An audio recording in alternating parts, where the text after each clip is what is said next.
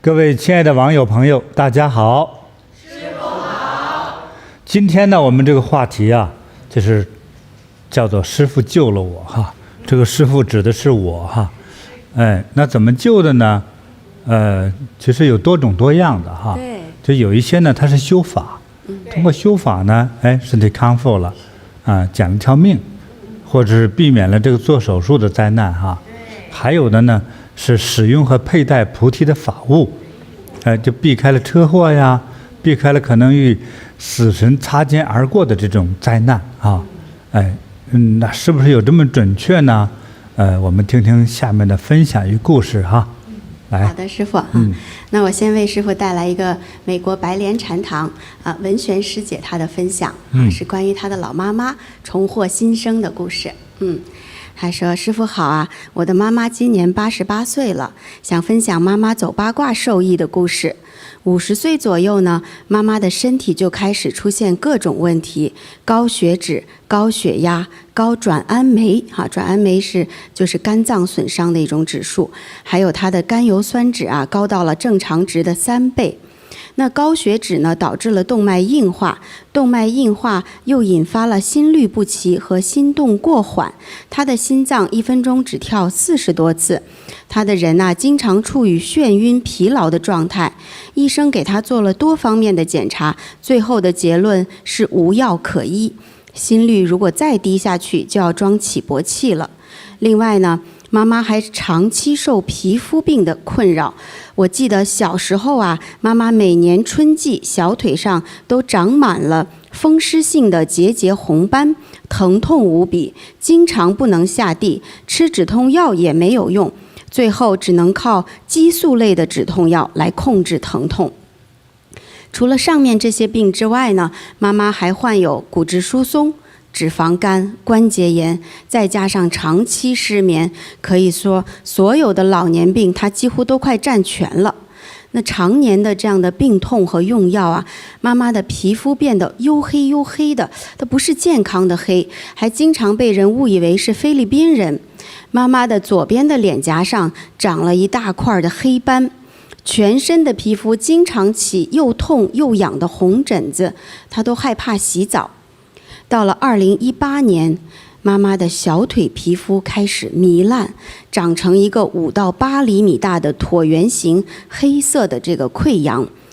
腿部皮肤糜烂是血液循环不好导致的，可是严重下去的话呢，可能就要截肢了。本身就是医生的妈妈，求医问药1年多，可是溃烂非但没有任何好转，而且越烂越大。2019年的7月，我极力地劝说她练习八卦内功，可是妈妈是基督徒，刚开始还是不愿意接受的。但是因为实在无药可医，为了避免截肢，妈妈就开始走八卦了。虽然每天只走半个小时，而且动作也不规范，但是效果却非常显著。走了不到1个月，妈妈腿上的这个溃烂就完全愈合了，变得有光泽、有弹性了。就这样，妈妈开始了每天坚持修炼八卦。1年后，从每天半小时增加到了1个小时，奇迹更多的奇迹就出现了。在半年后的一次体检，这个时候妈妈走八卦1年半，医生告诉她，她所有的血液指标都正常了，甘油三酯降到了150以下，正常值。胆固醇降到了200以下，也是正常值，高血压也降回来了，心率也正常了，从原来的40多到现在的60-70次，非常好，再也没有心跳暂停的现象了。妈妈的转氨酶指数也正常了，检测肝脏功能、心肌都是非常健康的，骨密度的指标也恢复了。本来因为骨质疏松，每6个月都要检查1次骨密度，这一次医生告诉妈妈以后2年检查1次就可以了。还有一个小的收获，就是妈妈的体重从之前的144磅降到了121磅。有一天爸爸还开玩笑说你的小蛮腰又回来了。在我的记忆里，妈妈一直都是水桶腰，哪里知道年轻的时候还是小蛮腰呢？那瘦下来后，脸上还没有多长一丝的皱纹，脸色反而变得更好了。以前左脸颊的那块大黑斑也不见了，皮肤白里透红，嘴唇也是红红的。现在再也没有人把妈妈当菲律宾人了，还经常有人问她是不是涂了口红呢。还有啊，记得妈妈50多岁的时候走路就经常无缘无故的摔跤，最近走路不小心被高高的水泥台绊了2次，结果88岁高龄的她踉跄了几步竟然站住了，没有摔倒，因为八卦呀让她的腿脚有力了，身体平衡了。现在妈妈练习八卦快4年了，最初的目的只是为了不截肢，没想到获得了这么多的益处。高血脂、高血压、脂肪肝都不翼而飞了，他的风湿性结节红斑也不再发作了，腿不痛了，睡觉香甜了，手也温暖了，眼睛清澈明亮了，过敏性鼻炎也没有了，受益实在是太多了。1个多月前，我们有旧金山禅堂的这个赞助捐款做功德的项目，我就请了师父赐名为奇迹的真火石。因为自从跟师父修行以来，太多的奇迹发生在我和家人的身上，3天3夜都说不完。仅八卦内功一项，就让我的妈妈获得了重生。走八卦一招不但治3高，而且这么多病痛都解决了。感恩师父传授给我们这么好的妙法。这个太好了哈，听得我都这个嘴啊，就是越咧越大，对，特别开心听着啊。88岁的老妈妈哈，我给我印象最深刻的就是她本来是一个医生，然后她是医生呢，可是自己的身体情况呢自己医不好，对，没有办法，对。他也是，你看从50多岁开始，就各种疾病就都找来了哈。等到了真正老年的时候，几乎所有的老年病全占全了。对啊，3高中的2高他都有，心脏对高血压、心脏病、高血脂，对都要安装那个起搏器了。对，然后那个肝也不好，对，脂肪肝，对，还有风湿性的问题，然后以至于导致那个小腿都溃烂。啊，他这个就是风湿性的那个关节炎是自身免疫性的问题嘛，就很难治，所以他一个医生真是治不了自己的病。对，那这个老妈妈呢，一开始还挺坚强哈，对，但是我信基督的，我不走八卦内功，可是最后还是怕截肢啊，截肢的话，那不走八卦内功，路都走不了了，啊，那就试着走走吧。这一走，可是没想到这奇迹就来了。不到一个月，他那个溃烂的那个腿，刚才我们看到照片哈，师傅那么严重，就最后就好了1个月，你看，然后完全都恢复了，腿还变得有光泽了，这有信心啦，更得接着走啦。是，对，走了1年半以后。哇，这变化可来都想不到吧？所有的那些指标，原来所有有问题的指标全都正常了，而这些指标是不容易恢复的啊！你像那个心率恢复不了，都是心率、心脏病嘛，对不对？对，心率的问题，怎么从40多又回到60-70是多好的指标啊！对。还有那个什么转氨酶啊，那些指标都是不好恢复的。就受损的肝脏也正常了，心脏也正常了。对，然后连风湿性关节炎这个经常起的红斑也没有了，其实也恢复了。我看后来这个文宣师也列了这么一大溜，对，手也温暖了，眼睛也清澈了，斑也没了，皮肤也白了。啊，人家也不管他叫那个菲律宾人了，对，老太太还长出小蛮腰来了，哇，他老爸那多开心呢，哇，这个太高兴了。他这个不是一招降3高哈，一招降一大堆，降8高，对。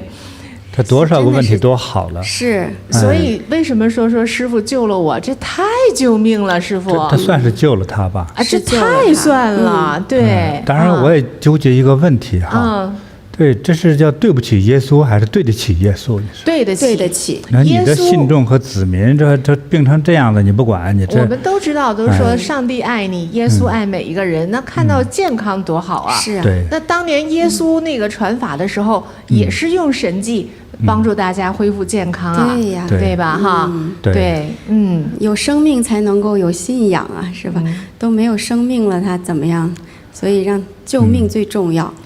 对。那个时候我记得耶稣传法的时候，我有记载啊，那个失明的眼睛可以看见了啊，盲人见到光明，还有那个跛脚瘸腿的就可以正常走路了。对，哎呀，我觉得这个八卦内功救了这个老妈妈，都不用瘸腿，多好啊！80多岁遇见了八卦内功，真的是重获新生了。对，真的是。对，现在后悔来得及哈，就是好好来修啊。你不管信啥的，来走走八卦啊，你就信八卦了哈。对，这带给你的起死回生的效果。真的是，老妈妈肯定在家偷偷后悔，说我要早知道这么好，不是少受那么多罪吗？就是，是，那我们也送他个礼物哈。送个礼物，师傅，感恩师傅。师傅这个年龄这么受益哈，真是替他开心哈。对呀，对，好，祝你健康长寿，如意吉祥。收到，感恩师傅。再带上这个美美的丝巾走八卦哈，哇，太棒了。师傅，接下来还是来自于美国的啊，是来自于洛杉矶的贝州师姐。她感恩师傅，说师傅带给我幸福的人生。尊贵的师父，我是弟子贝州，来自美国圣地亚哥。我要向师父汇报自己拜师念佛以后全家改变命运的故事。我今年65岁，祖籍福建，出生在越南，是一位华裔越南美国人，有点复杂。从出生我就过着颠沛流离的日子，经历过排华越战，见过很多生死的场面。父母呢早逝，我是家里4兄妹中唯一的女孩，为了抚养年幼的弟弟，我直到29岁才结婚。来到美国以后呢，人生地不熟，又不会英文，就到先生的哥哥在佛罗里达的那个餐馆里打工。哥哥不给工钱，但是管吃住，年底会分红。先生做厨师，我做帮厨，接待、打扫卫生，什么都干。一天工作10几个小时，可是1年下来，哥哥以餐馆不挣钱为理由，1分红利都没有给我们，我们也只能吃哑巴亏。后来我们又辗转到别的餐馆打工，直到有了自己的餐馆，做起了夫妻店。10年时间没有休息过1天。一儿一女都是在餐馆里长大的，女儿比儿子大8岁。寒暑假时，姐姐带着弟弟待在家里。早晨出门，孩子还在睡觉；晚上回来，孩子已经睡着了。我们这样辛苦的工作，也没有赚到什么钱。为了照顾孩子，我只好来到电子厂做朝9晚5的稳定工作。10年前，我正式拜师了，跟着师父学习佛法，明白了很多道理。我也很喜欢念佛，念佛让我的心越来越平静，知道我人生的苦都是因为功德不足，我就按照师父的指引，从小事做起，不断的积累功德。慢慢的，觉得生活越来越顺，真诚善良、不求回报的付出，得到的反而越来越多。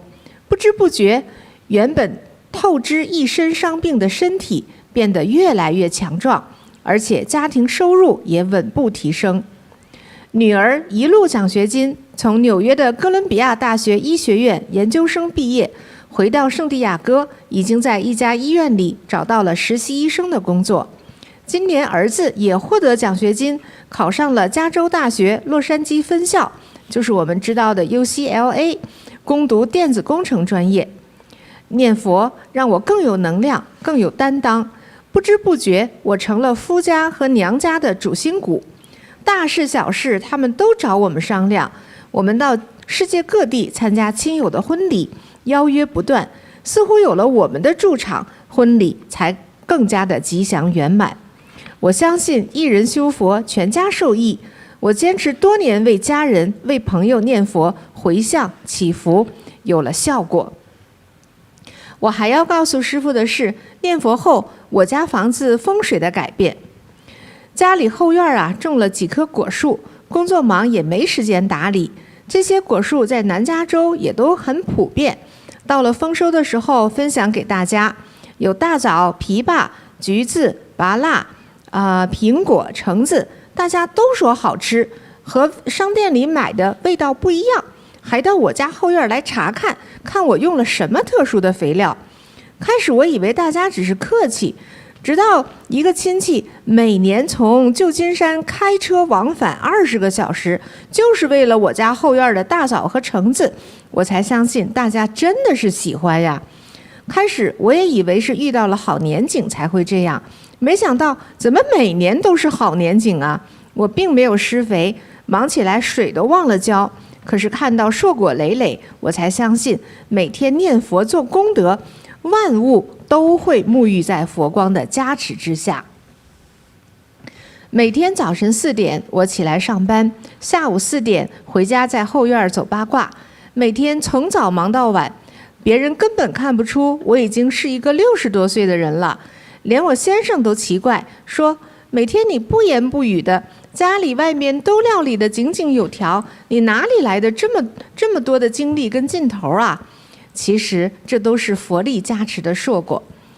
我原来一身的伤病，年轻时已经积劳成疾，32岁生孩子，产后又没有好好调养，到了40几岁，就像一个老太太一样，一头白发，驼背弯腰，颈椎腰椎到处痛，周围的肌肉筋骨都像一块铁板一样，又凉又硬。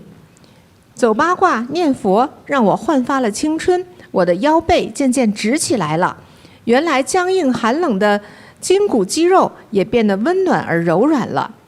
我常年在供奉的药师佛和师父的法像前供花供果，也用自家的枣晾晒做成新鲜的枣泥月饼供养佛师。为师父生日制作的七彩长寿面，大家都点赞说好。做这些事让我觉得特别的幸福踏实。我爱师父，感恩师父慈悲的佛光照亮了我的人生。真好，听着都感觉特别的幸福。对，这个师姐是拜师10年，跟着师父正式学习学习佛法，学习做功德，有10年的时间。她这10年啊，整个让她的人生就是转运，不光她的人生，她一家人对。以前多么的颠沛流离就是很苦难的日子，不挣钱，10年餐馆的生意一天都不歇呀，可是也没挣到什么钱儿女也没有时间去照顾可是跟了师父之后呢，就不断的念佛做功德，那么这些吉祥的护佑就让他人生就改变了。我们刚才听到儿女多出息啊，就是都是名校毕业，对，一路奖学金不用父母操心，对然后他自己的身体整个就全都焕发青春了还有一点特别好的就是他还成了他们娘家夫家的主心骨，对，人家啥事儿都找他商量，就说明他有智慧啊。对我记得以前师父在那个家训的时候就讲过，就是说这一家人中谁才是这个说话算的就是那个境界最高的、修养最好的那个人。对，因为他能指导全家呀，他站得高，跟着师父学习有魅力了。对，所以你看他真的他就学到无形之中就都做到了，真太感恩师父了还有他们家后院的果子呢。对，不说他们家的人人都这么受益，连他们家种的果树都特别受益。对，那亲戚得开10几个小时的车，就为了来他们家吃点橙子。对，那真是好吃，他连吃带带。对，对，师姐一开始都不敢相信，还以为人家客气呢，闹半天还真是如此。他这就真学到了。对，他真学到了。你像整个一个家族的主心骨没错，就是大家呢，这个不是选举出来的对，就是慢慢有点事儿，等和师姐聊一下之后，就觉得开心了，是这个问题就解决了，确实能解决问题。原来愁眉苦脸，给师姐聊一会儿之后，觉得没问题了，最后大家都找他。对，是公认的了。对，整个家庭呢，你看他们其实。他是华人嘛，经过越南的那个风波战争，又去美国，逃难出来，很不容易。可是投奔了美国的亲人呢，哥哥1分钱都不给，还是在修炼他干了一年对，年底啥都没有。对，其实这都是在增加他的修炼。对，他认清这个在灾难来的时候。有些亲情也靠不住对，所以他有很多感悟吧。很多感悟。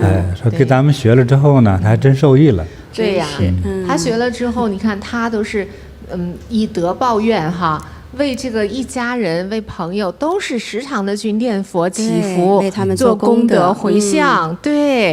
对，所以不光他自己这个小家很幸福吉祥，整个的大家族啊都很好。估计他哥哥嫂子也会找他来做主。是的，像这样的我们经常有听到，就来禅堂的师姐们哈，修一段时间，跟师父学一段时间之后，回去以后，哎，家里人啊或者是亲戚就喜欢听他们讲话。对啊，就是师父教的这些道理方法，他们都能用到生活中去。对啊，这就对了。所以特别好，真的很好。真是不错哈。对，师姐其实写的也是，其实挺朴实无华的，但是我们知道她可能在生活中有无数的这些小事哈，都是用了师父的这些佛法哈，一点一点变得那么的吉祥，哎，真是为他们高兴，感恩师父，发自内心的感恩。就这师姐她说，给师父每天都会供养，就是在法照前供养供果呀，她是心里是非常幸福的，在这样做，每天都在佛光的护佑下。真好哈。我送他个丝巾哈，作为纪念哈。梦幻家园的丝巾哈，美美的。真是美美的哈，让他人生更加如意自在哈，长命百岁。收到，感恩师父。好，那接下来为师父带来一位台湾的师兄哈，易中汉他的分享。好。师父好啊，我叫易中汉，今年63岁了。我在10几年前呢，打高尔夫球的时候，一不小心闪到了我的右侧腰部，结果导致我一直这么多年来都没有办法久站，只要站1个小时，我的腰部到大腿就会非常的痛，而且我也没有办法坐没有靠背的椅子，痛起来的时候呢，只能靠服用肌肉松弛剂来缓解。我的一位朋友因为小中风后走八卦恢复了健康，这带给了我很大的鼓舞。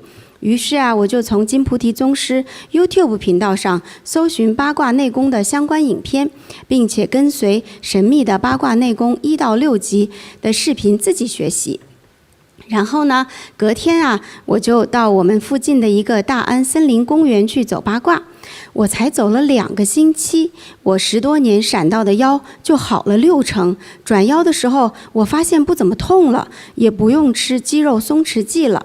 那走八卦3个多月后，我的腰痛已经完全康复了，现在可以久站，而且还可以打高尔夫球了呢。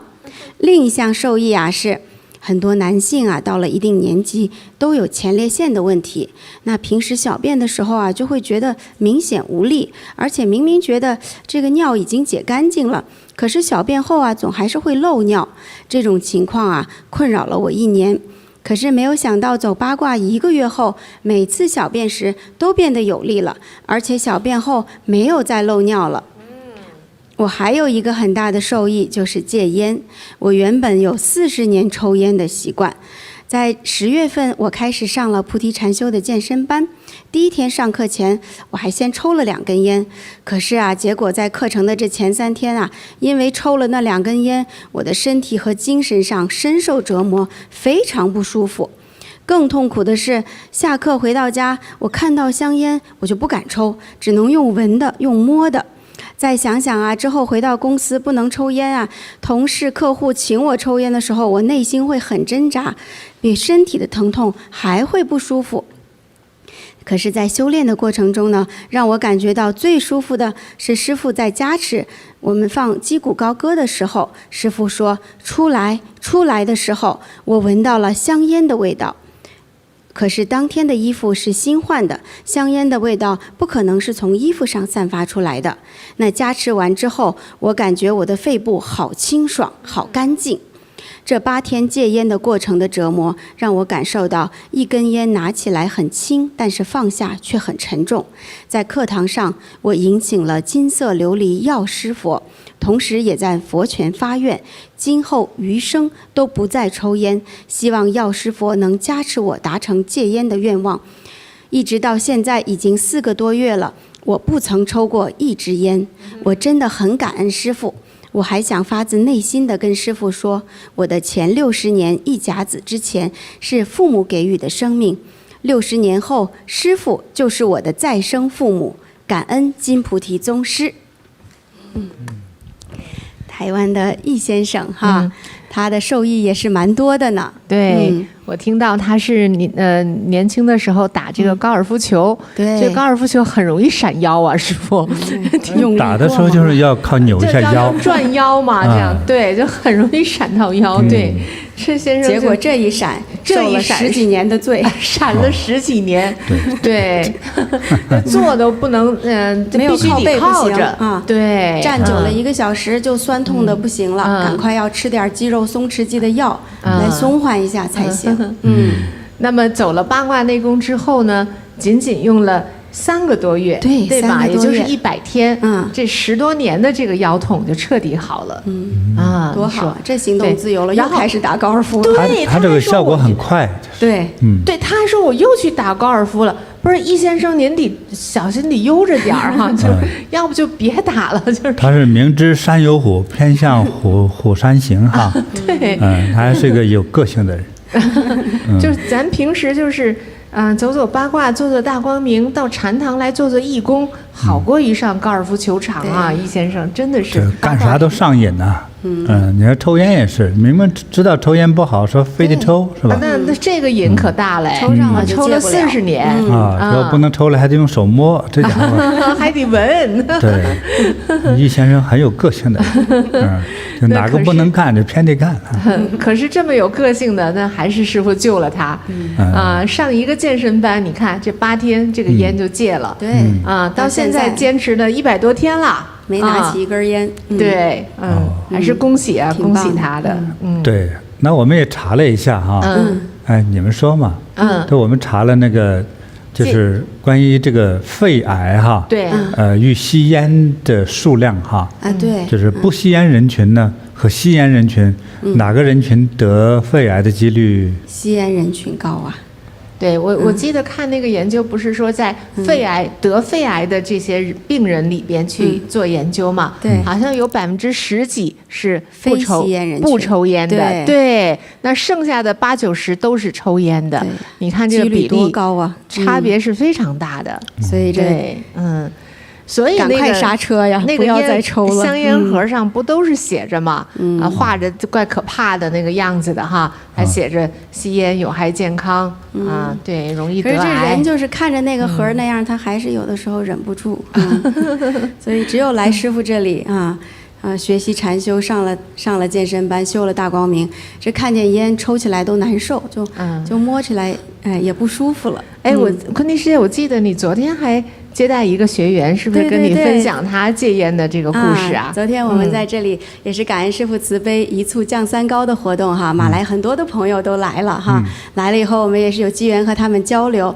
有一位师兄就是的他是芙蓉禅堂的，他说来修八卦呀，走了10天，他50年的烟龄就戒了，而且他抽的特别严重。他说他经常1天2包烟的抽。然后我问他怎么戒的呢？对，我说你这怎么戒的呀？是自己忍着不抽吗？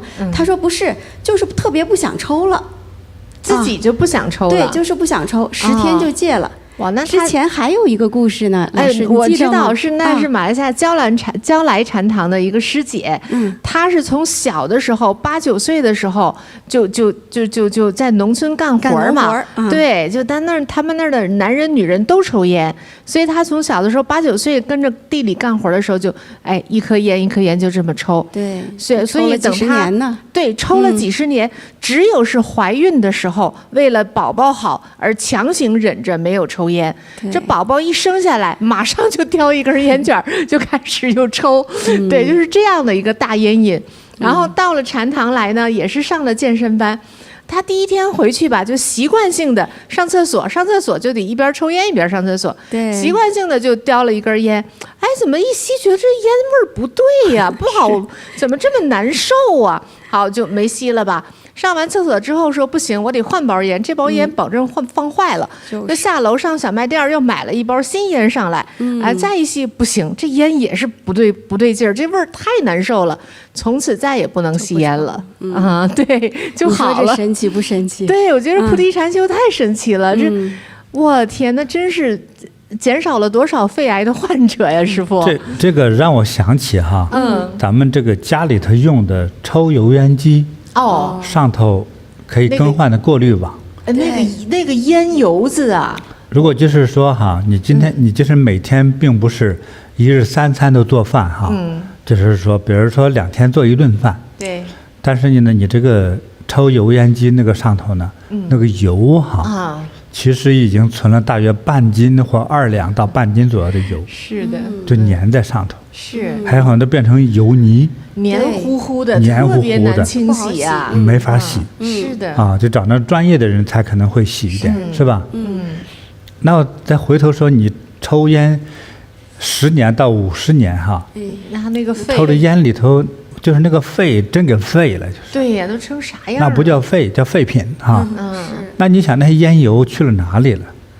就在肺里边呢，看这个肺而且还随着那个呼吸，可能到身体的不同的地方，哎，对，哎，所以其实你细想想是可怕的，可怕，都吸收到身体里了。所以这个易先生不是在禅堂里边被师父那个音乐加持的时候嘛，他都闻到那个味道从自己身体里头冒出来，不是衣服，他知道的，衣服是新洗的、新换的，对是从身体里边往外排那个老烟味儿，我们以前我认识一个师姐也是啊，他们家人可能就抽烟抽的比较多，他是抽二手烟不好，都让他的那个身体里边就是特别多的那个烟味儿，也是在健身班上师父的加持。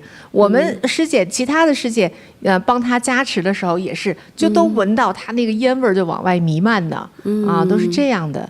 这菩提禅修太好了，师父，真是，他其实还有一项受益呢，师父。哎，对啊，就是他说人到中年啊，我们也不太清楚，说男性到中年啊，经常容易漏尿。哎，他就已经出现了这样的问题了。这个女生是这样的，师父。对，我们是经常知道，中年妇女是容易漏尿。对，40、50岁以后啊，尤其生孩子生得多呀，或者是怎样的哈。对，其实人就是不分男女哈，就到了一定年龄哈，就各个器官都不太好用了。对，就这个 hold 不住了啊。是。哎，可是这易先生呢，怎么了？他就是近1年来啊，他每一次去小便呢，就觉得就是好像就是小不干净啊。然后解手完了之后，又开始有点漏，那很尴尬嘛。男同志，以前我们也听说过有这样子的，就上电梯，上个电梯都会紧张。一个电梯要坐的时间长的话，就怕自己憋不住啊。就是这种情况也确实造成很多尴尬。对。所以这个漏尿这个问题啊，男女都有哈。但是呢，从医学来说哈，从中医学来说，其实就是你的能量hold 不住你的这个器官了。hold 不住是个英文的词哈。对，就是应该怎么说呢？是掌控哈。对。就是你的身体能量就不能够自然的。应该是叫自然行为哈，自然的掌控到你这些有效的器官，这些开关。所以你说，你去小便，就觉得完了之后提上裤子，发现又滴出来几滴啊。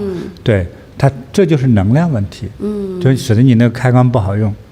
那么这个能量，如果这种低能量的状态，如果在心脏上呢，就是你心脏有时候跳和不跳。对，根据心情来决定。就有时候就叫早搏嘛，有的时候心脏会就是少跳一下，还有的时候它跳得慢，它跳不动，它跳不动，还有的时候是跳得快，也是因为能量低，因为它供不出去血，它只能使劲跳，但是也是效率不高。也就是说，这个能量低了之后，你的身体的内外的。所有的这个肢体部分，乃至到了内脏哈，都差不多，都出现问题。那什么方法对它最有效呢？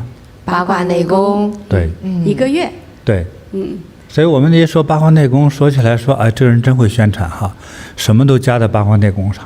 确实是这样啊。其实我也懂得，就类似所谓行销学哈。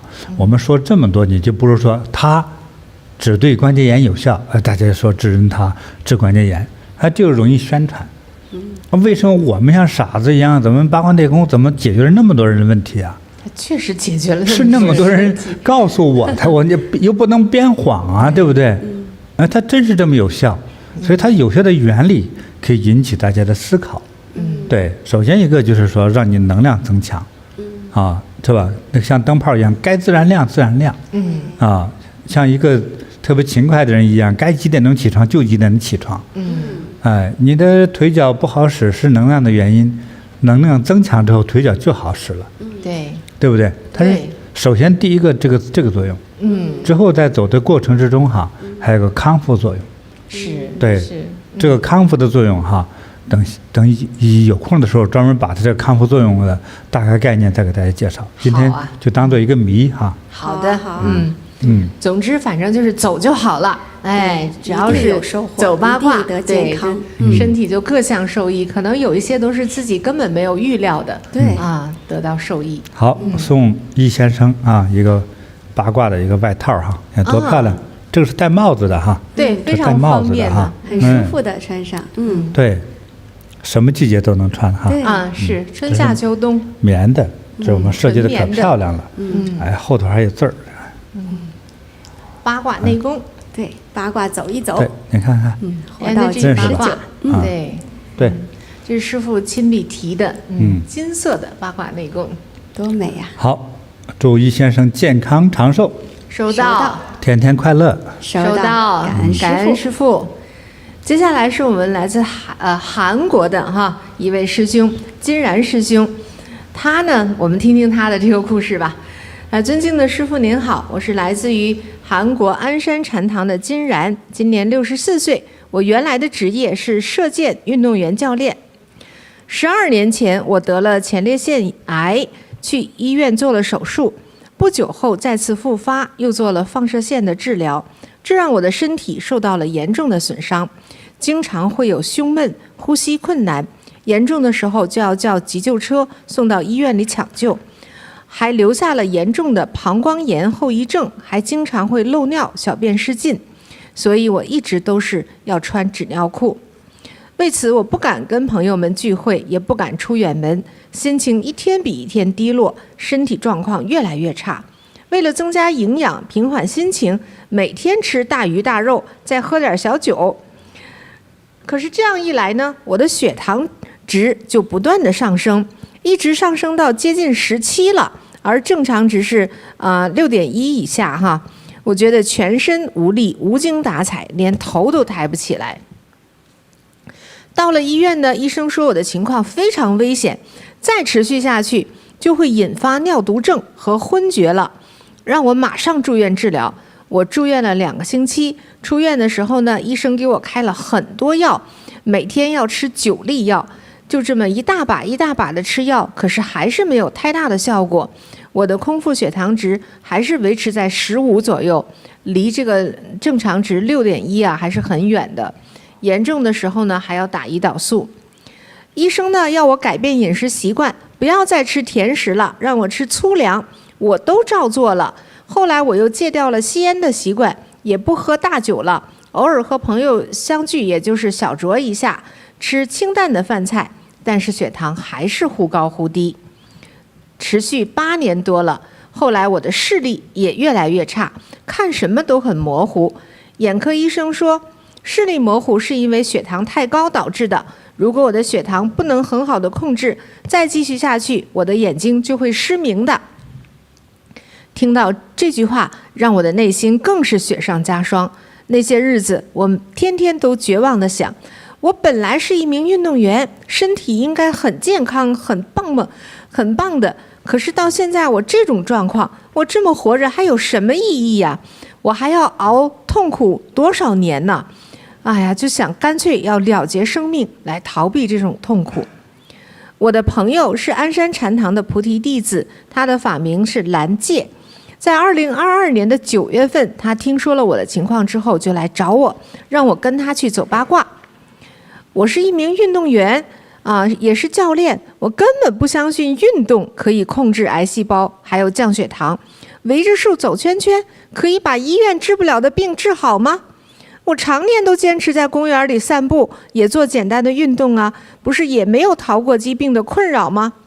可是蓝介师兄非常耐心地劝我，他给我讲他自己神奇的经历。他呢曾经是胃癌晚期患者，生命即将走到尽头的时候，是八卦内功让他重获新生。那我就抱着试试看的态度，跟着他去了鞍山远古公园的八卦点学习走八卦。一开始我还坚持不下来，走一会儿就要休息一下。八卦点上的师兄师姐们都很热情，鼓励我要继续。我就这样走了1个星期以后，觉得心情变好了，身体也开始轻松了。2个星期以后，我的血糖值逐步下降，从15降到13了。我很高兴，看到了希望，开始更加努力地走八卦，一天也不间断。走八卦2个月后，我的血糖降到了8左右了，我的信心更足了。3个月后降到了7以下，大概5个月后一直就保持在6.1左右了，这就是正常值了。我到现在走八卦已经7个月了，血糖值一直保持正常，这是我完全没有想到的达到的目标。我不仅血糖降下来了，小便失禁和漏尿的情况也有了很大的改善。更让我惊喜的是，到医院检查那个前列腺癌的细胞指数，这一次呢，这个指数几近是0，也就是几乎就没有了。我的视力也好了很多，我现在可以自己开车出门逛风景了，这太不可思议了。我的主治医师也觉得很神奇，问我用了什么方法，效果这么好。我跟医生说，我的朋友带我天天去围着树走八卦。医生看我康复的这么快，也很高兴，希望我继续坚持下去。我感觉一下子年轻了很多，有了活下去的希望，生命中看到了光明。这一切都要感恩金菩提宗师把这么好的八卦内功传授给大众。再次的感恩尊贵的金菩提宗师，感恩师父。真好。这位金然先生哈，他其实是2项特别大的疾病，因为走八卦而得到了这个完全的康复和治愈对，他首先他是一个12年前他是一个前列腺癌症的患者，癌症，对，前列腺癌手术了，然后又复发，而且还复发了，对，然后又做了那个放射治疗，对，所以他就是这12年来，他不断的要去跟踪跟踪这个癌指数还有没有上升啊，有没有复发呀？那其实是一天到晚是心里忐忑不安的，对，那这个癌症带来的一个副作用就是小便失禁，一个这个没办法解决的一个问题也跟了他这个12年了，对，但是他都要穿纸尿裤的，是的，是。对，也是因为可能得了病嘛想着犒劳自己最后就开始大鱼大肉的吃上了还配点小酒，韩国人嘛，对，可以理解。他是觉得呢，比如说尤其做癌症放疗、化疗之类的他也这个身体特别亏缺，对，所以犒劳呢，先把身体补起来，想补身体，对，这是一个想法。那么第二个，既然得了癌症，说你说人生能带走的什么？其实是口感，是口感。食物你也带不走，对不对？到肚子里烂了，消化了，是口感。所以很多人就得了看似绝症了之后说，不吃白不吃，吃了也白吃，就算白吃也得吃。对，给自己也找一点宽慰吧。那个时候他不在乎穿什么衣服，而是要吃什么，他和身体和口感有关系的事情，他去做这个。这一般这样做的时候，都是有点绝望的时候。真的是。金先生也有这个感觉。有绝望，他就想这个，他有一个很大的反差，因为他是年轻时候是运动员，后来做教练嘛。他射箭运动员。对。你看他眼神平时看着就像瞄准似的哈，眼睛一直特别眯。好。对，所以眼睛不大的人特别适合射击之类的。咱们上次讲的多伦多那个年轻人哈，是眼神也是，对对对没事就想瞄准，人家就是什么青少年组射箭冠军，开枪冠军，射击冠军，射击冠军，对对对，对是，对，好像都是这样的眼睛，对一个小缝缝。所以小眼睛的人不要自卑哈，是个射击运动，天生我材必有用。对，所以金先生我也真的能很理解他，年轻的时候运动员身体棒棒哒哈，对，结果对哎呀，这个被拖累的呀，这身体一团糟。对，他尤其是他说到一个概念哈，他是说，你看我得这个病，我本身就是运动员出身，对，你今天我的老朋友，你来叫我去在树下走圈溜达，他不相信。我还经常在公园散步呢，我也做一点运动啥的。对呀，我就运动出身的。对呀，对，这你蒙谁呀你？对，运动我怎么没听说还能治病？对对对对。但是他老朋友说呢，他也不是完全不信哈，他心里想怎么可能？对，那也太不可思议了吧？对，没法想象，没有理论支持啊。是，但老朋友用自己的亲身经历，去跟他分享说，你看胃癌晚期走八卦好了，对，这两个人家本身就是癌症，对，所以就是也是打动了他哈，真情所感。这个金先生就去跟着走去了，是，这一走，哎呀，这可见到好处了。首先他的这个本来糖尿病视力都开始模糊了，都有失明危险，其实是很高了哈。这走八卦走了5个月，血糖完全恢复正常了。他是8年多的糖尿病，对仅仅用了5个月的时间，全都恢复正常了，正常指标正常。他那个症状，像眼睛以前都视力都模糊，医生都警告他，你再这样下去就失明了。是，人家现在心明眼亮，还开车出去看风景的，对对对。你说这个血压问题、三高问题哈，还没有办法说用一招就把它弄掉了，没有啊，八卦内功啊。我是说医学上来说，没有啊，没有，是吧？他不是说这有病把它切了就拉倒了，不行。你说你血压高切哪里吧？没地儿可切。切心脏，切心脏人就没了。还是血压高，咱需要血液。是，对，没办法，是没办法，对。但是这个你看，就是八卦内功有办法嘛？对这个金先生肯定没想到，结果这个5个月哈，这个血糖全都正常了，然后又去检查嘛，那癌指数几乎就是0，对对，好了，就是维持在这种康复的状态，坚持走，多好啊，健康长寿，他那个癌指数是0，你还能说叫有癌吗？没有呀，对不对？对呀，哎，对，它是0了，就是没有了。对。然后，但是呢，贵在坚持哈。对，当时那个副作用，那个漏尿的那个也大为改善。对，过去滴10滴，现在半滴，对吧？那就几乎没有啊。是。对，他因为他做那个手术嘛，对，他那个手术的部分呢，就是伤到了这个控制小便液体的那个开关那个点上。是，对，就是前列腺手术的一个常见的副作用。对，但是也好多了哈。也好多了，那一下子这生命又有信心了。对一下子就光明了。是，尤其是他讲到哈，他可以自己开车逛风景了。对，是啊。那之前呢？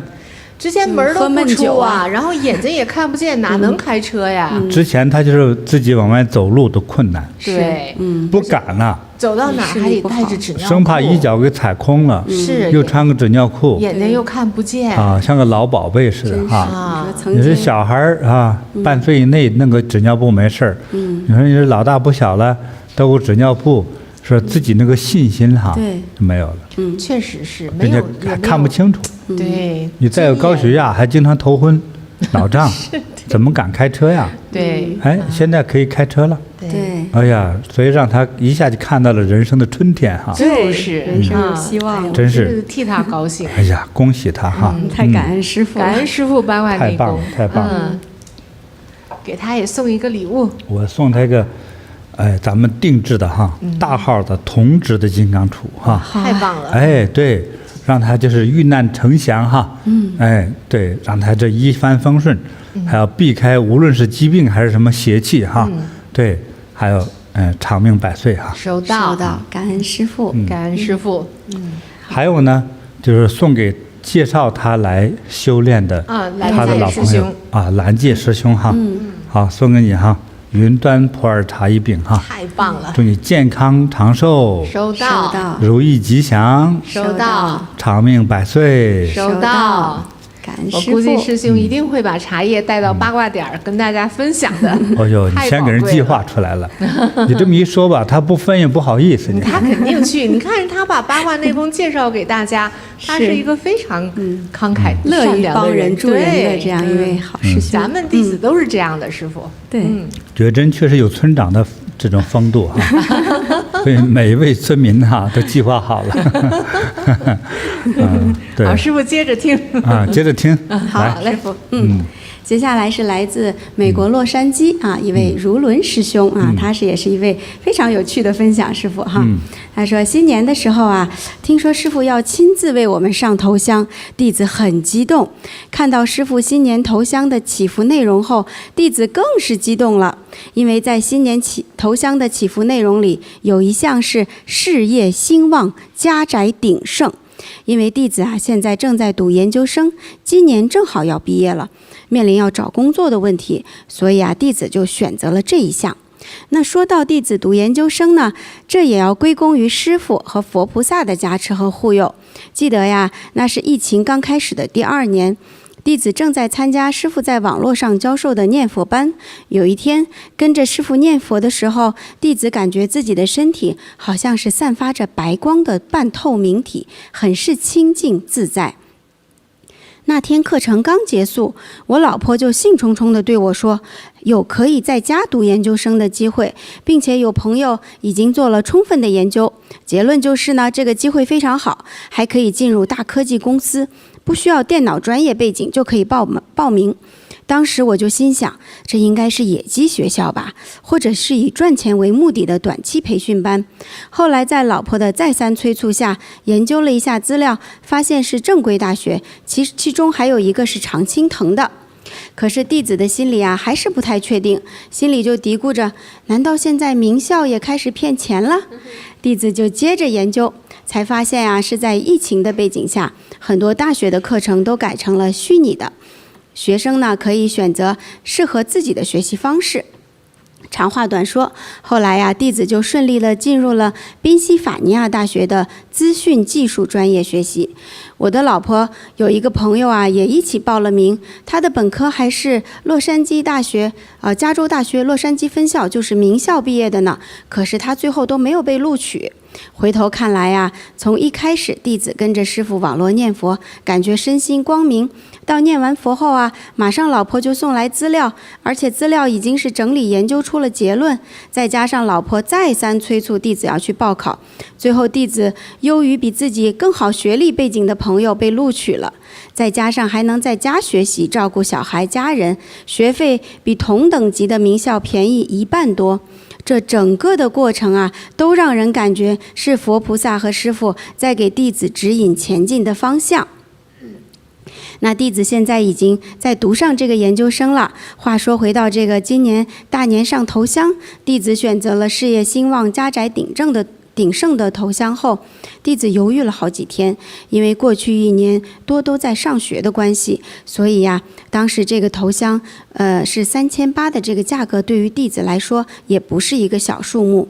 但是目前经济确实不景气，各大科技公司都在进行裁员，弟子今年又即将毕业找工作，这个事业兴旺、家宅鼎盛的头香对我来说真的很重要。经过几天的思想斗争后，弟子决定跟着感觉走。大年初一前2天的一大早，弟子醒来就供了头香。可是万没有想到的是，供头香没过几个小时，弟子收到了政府发的这个房客租房补贴，一共是3600元。这是弟子大概1年前递交的申请了，一直没有消息，因为政府也不是说每一个申请都给的嘛，所以弟子把这个事都给忘了。没想到弟子才刚刚做了一点点的供养，就这么快的收到了回报，感恩师父，感恩佛菩萨，希望弟子今年能顺利毕业，找到满意的工作，再次感恩师父。这也是一个很开心、很欢喜的故事哈，师父。对，洛杉矶如伦师兄还有他一家哈，刚才我们看到照片，2个小孩都挺可爱的哈。对。他应该也不是就是刚刚出校门的哈，应该是有这个工作经验，都是结婚成家了。那疫情期间呢，这个职业上、事业上都发生很大的变化，都是在家里嘛。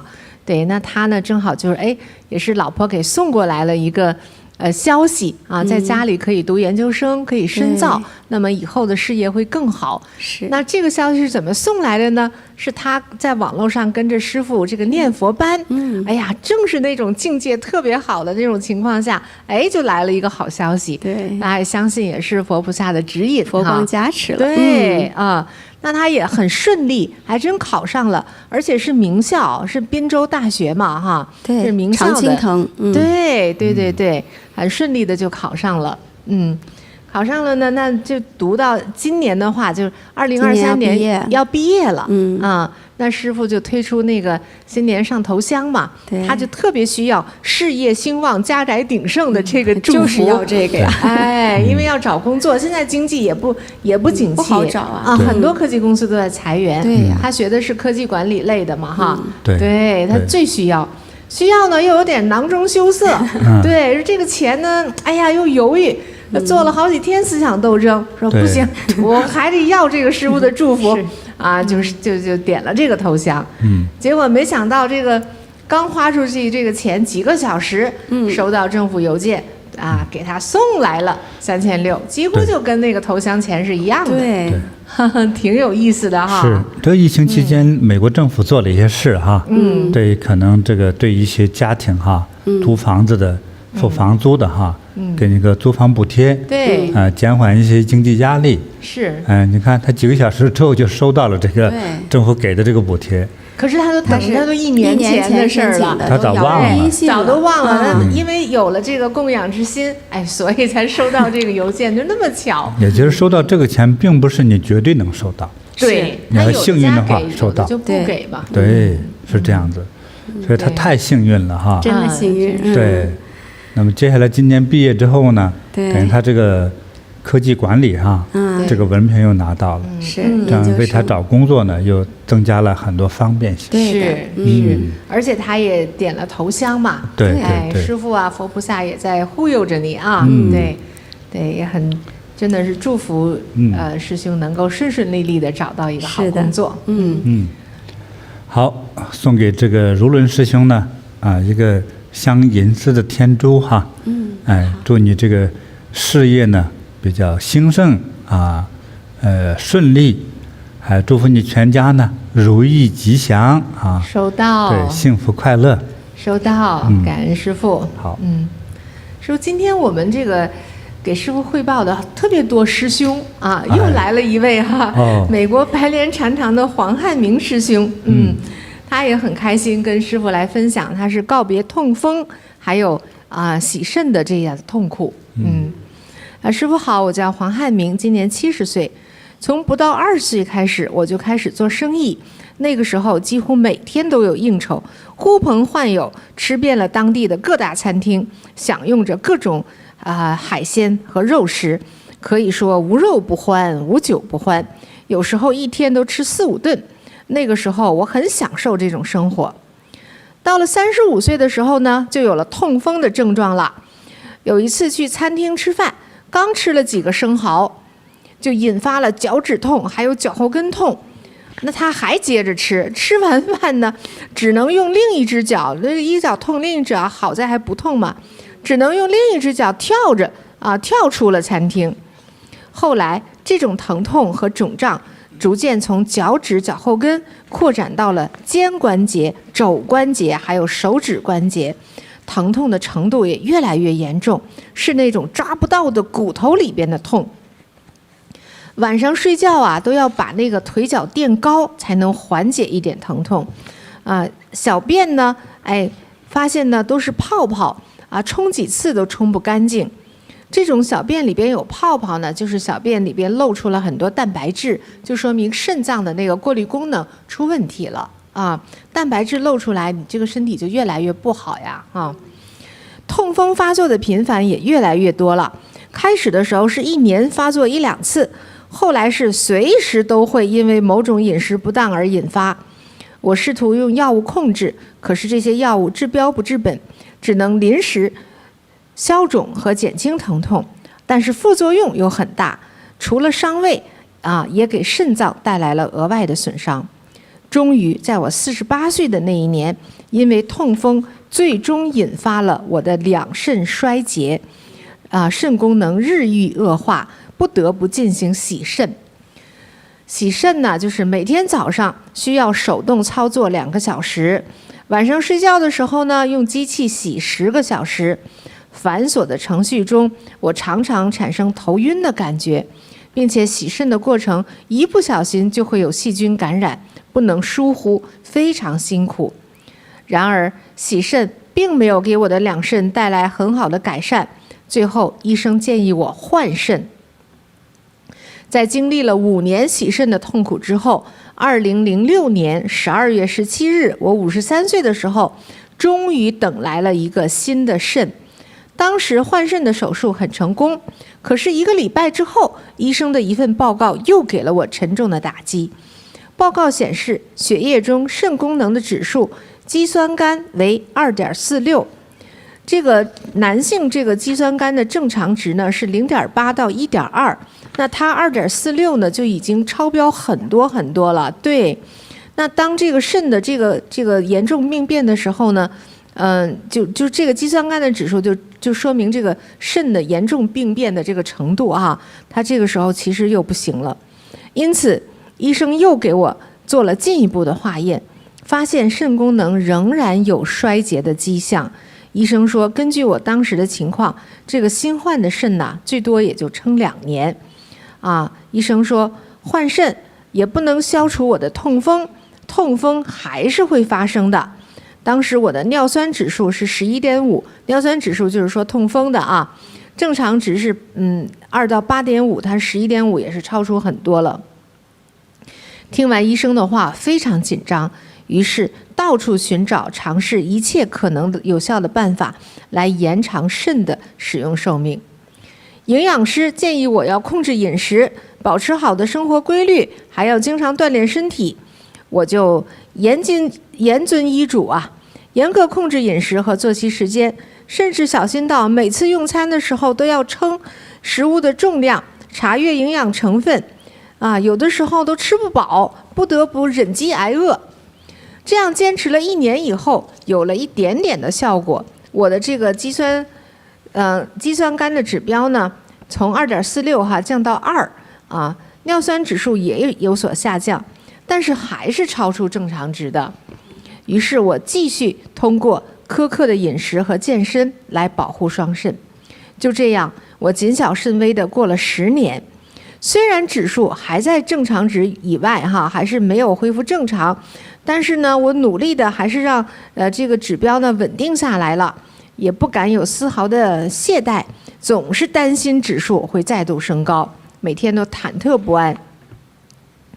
2016年我到菩提禅修来之前，因为肾功能的减弱，也因为营养不良，我的身体情况已经变得非常的虚弱，很怕冷，非常疲劳，做一点工作就很累，走路呢也因为体力不支走不了多久，脚和脸都是浮肿的，脸色发黄，气色很不好，我的心情也很低落，对身体对未来都没有信心。在2016年3月底，朋友介绍我菩提禅修，听说很多人在这里受益，我禁不住想尝试一下。4月1日是我第一天开始走八卦的日子，从那以后，我每天早上5点半准时到禅堂走八卦，风雨无阻。走了3个月八卦，以及修炼了大礼拜、大光明修持法之后，再去验血，报告显示我的肾指数肌酸酐降到了1.37啊，它以前是2嘛哈，降到1.37，离正常值1.2已经很接近了。尿酸指数已经回到了正常范围内，这太不可思议了！短短3个月就有这么大的效果，这是我10年来每天都梦寐以求的呀！有了这么令人兴奋的结果，我升起了更大的信心，于是更加努力的禅修，每天修炼5个小时左右，包括大礼拜、走八卦和大光明修持法。上班前修炼3-4个小时，下班后继续到禅堂修炼2个小时，这样又坚持了几个月，没有落过1天。第2年初我再去验血，得知我的肌酸酐指数到了1.26啊，1.2是正常吧，非常非常接近了。尿酸指数呢是6，完全是正常值了，真是太神奇了。在菩提禅修仅仅8个多月的时间，我的肾就恢复正常了，这是我几十年都没有达到的健康指数。面对这样的指数，医生也觉得很不可思议。我不禁感慨，如果早在发病初期，甚至20年前，我就能接受菩提禅修，可能我就不用经历洗肾换肾的痛苦了。从进入菩提禅修到现在已经7年多了，这7年来每天修习菩提禅修还有八卦内功已经成为我生活中必不可少的部分。我再也不用担惊受怕刻意控制饮食了，只要保持正常的饮食和规律的作息，我的肾是完全没有问题的。我的身体早已不再虚弱，也不怕冷了，而且干1天活都还精力充沛。我的头脑清晰，手脚灵活，脸色红润，脾气也变得温和了，还很乐意帮助人。只要有需要，我都会在禅堂做义工。虽然我今年已经70岁了，但是我觉得我比30多岁的时候都更健康、更快乐。前段时间我刚刚做了体检，各项指标都很正常。这个检测结果和我的状态再一次让我的肾专科医生和家庭医生感到不可思议。曾经被医学权威认定只能用2年的肾，我用了18年，还把一个将近衰竭的肾变成了一个正常的肾。所有医生都认为这是一个奇迹，我知道这一切都是因为菩提禅修。我非常感恩金菩提宗师传授的妙法，让我获得了久违的健康，让我对生命重新有了信心和希望。我希望所有像我一样被病苦折磨的人，也能像我一样幸运，通过修习菩提禅修的妙法，得到健康快乐。感恩师父。真好！哎呀，太好了，师父真是救了他呀！奇迹的见证啊！对，是，他这个问题应该是非常的要命的，非常要命，医学上没有办法，没有办法。对，这种肾脏的问题都是洗肾，对，是吧？有些很多走向衰竭哈。他都已经换了一个肾了，对那新换的肾又要走向衰竭了。你换了肾之后，还有很多是它，毕竟不是属于你身体的嘛，对，还产生排斥啊，不容易的，所以很多新问题。对，而且他医生也说了嘛，我给你换了肾，但是你那个痛风我也解决不了。对，他这2大要命问题，哎呦，你像他之前他那么胡吃海喝的哈，对那样的，就是我觉得就像三高哈，还有很吸烟啦、喝酒哈，对这些呢，他觉得不是说这个疾病马上就降临了，是吧？他都是说有个过程，有个积累的过程。对呀，所以呢，他没倒下去的那一刻哈，他就不会停下来。不会停下来，他还该不该吃还继续吃。对，一个脚跳着他也得吃嘛。那个年轻的时候，哎呀，对，真是，真是很勇敢哈。很勇敢，但是也是到后来也是很遭罪啊。年纪轻轻，但48岁就后来他的情况就已经告诉了大家哈。对，他变成什么样了？对，他尿出那个小便来哈，那个泡泡粘到那个小便池里头都洗不掉，都冲不掉。对，那身体就完了，一有那么多泡泡就完了哈。你说那个时候咱都没法想象了，他换完肾之后，你说都还不行，饮食严格控制，吃什么都得量好了得称着多重，嗯对，有什么营养成分，就这样还得忍饥挨饿。到最后面黄肌瘦，那个脸也浮肿，脚也浮肿的，对，哎呦身体很虚弱了，真是没希望了，关键医生没办法。没没办法。医生美国的医学科技够发达吧？发达，对对吧？你看还换了肾，对他也算够幸运吧？幸运是这么啊也大的手术还等也算换句话说，也算有钱吧？哈。对呀，但是呢，这个病呢，没办法，对对是，还是咱们八卦内功替他彻底解决问题。哎呀对，八卦内功3个月啊，先说他那个痛风的那个指数就全都正常了，哦，这也太快了吧哈！对因为对痛风不好吧，它会继续伤肾对啊。它这个痛风得到了好，然后3个月8个月之后，肾脏完全康复了。对所以你讲一讲哈，嗯因为很多人并不了解这个痛风和肾脏的关系啊。痛风它就是体内其实我们尿酸吃什么东西对它因为代谢嘛，代谢之后就形成一些废物，就通过尿液排出去。对其中有一种东西就叫尿酸啊，它是一种晶体啊，结晶的那种晶体吧。就是这种尿酸正常的话，就是说，就是那个随着尿液排出去了就没有问题。如果排不出去，它就在身体里边随着这个血液对到体液的循环，对哎，它就会固定在那些关节上，它就结晶，就形成那些晶体啊。比如说最常见的就是大脚趾脚趾头、大脚趾，还有脚后跟、脚踝，然后它在那儿呢，所以我们看那个痛风的那些病人的话，就是那个大脚趾，就脚趾哎呀肿啊，痛啊，然后红，对，还都变形，后来对都变形，就是因为它那个尿酸结晶沉积在那儿嘛，哈，对腐蚀关节就是让关节就是发炎、损伤、肿痛。对所以他们都说就是骨头疼啊。对，它痛到哎呀，这种痛哎呀没办法。我们这个师兄不也说嘛，他从脚已经到了肩关节、肘关节、手指关节，他都这个全身的关节痛风，对，这个关节都已经产生了，就接下来就变形了。就变形，对，然后这尿酸过多呢，那肾脏的负担就过重，还会引发肾结石，就会损伤肾脏。对，而且就是吃这个治尿酸的这个药呢，它无形中又损伤了肾脏。所以这个痛风就很容易伤肾。换个角度说，就是容易有这个肾脏结石或尿路结石的人，是不是说他这个某个指数比较高呀？有可能的，师傅。它也是排不出去。就是应该说容易出现这样的结石、痛风，对结晶这一些这样的这样的问题。对，这个总是与饮食有关或生活习惯有关系，有关系，也是与饮食的关系哈，比较密切。对，像那个肾结石那些，可能有的时候喝水不够或者什么，但这个痛风的这种关节上的那种结晶，主要就是吃一些东西哈。我们知道最普遍的就是海鲜配啤酒。这应该给大家介绍一下饮食当中哈，哪些容易造成这叫什么？痛风。对，来说一说。就是说，造成痛风的这种食物中呢，它是含什么多呢？叫嘌呤。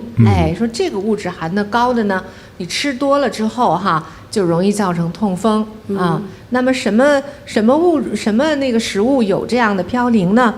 第一就是海鲜类，对尤其带壳的海鲜。那带壳的就是虾呀，什么螃蟹呀，还有龙虾，就这些带壳蚌，什么生蚝。那刚才师兄说吃生蚝嘛，带壳的。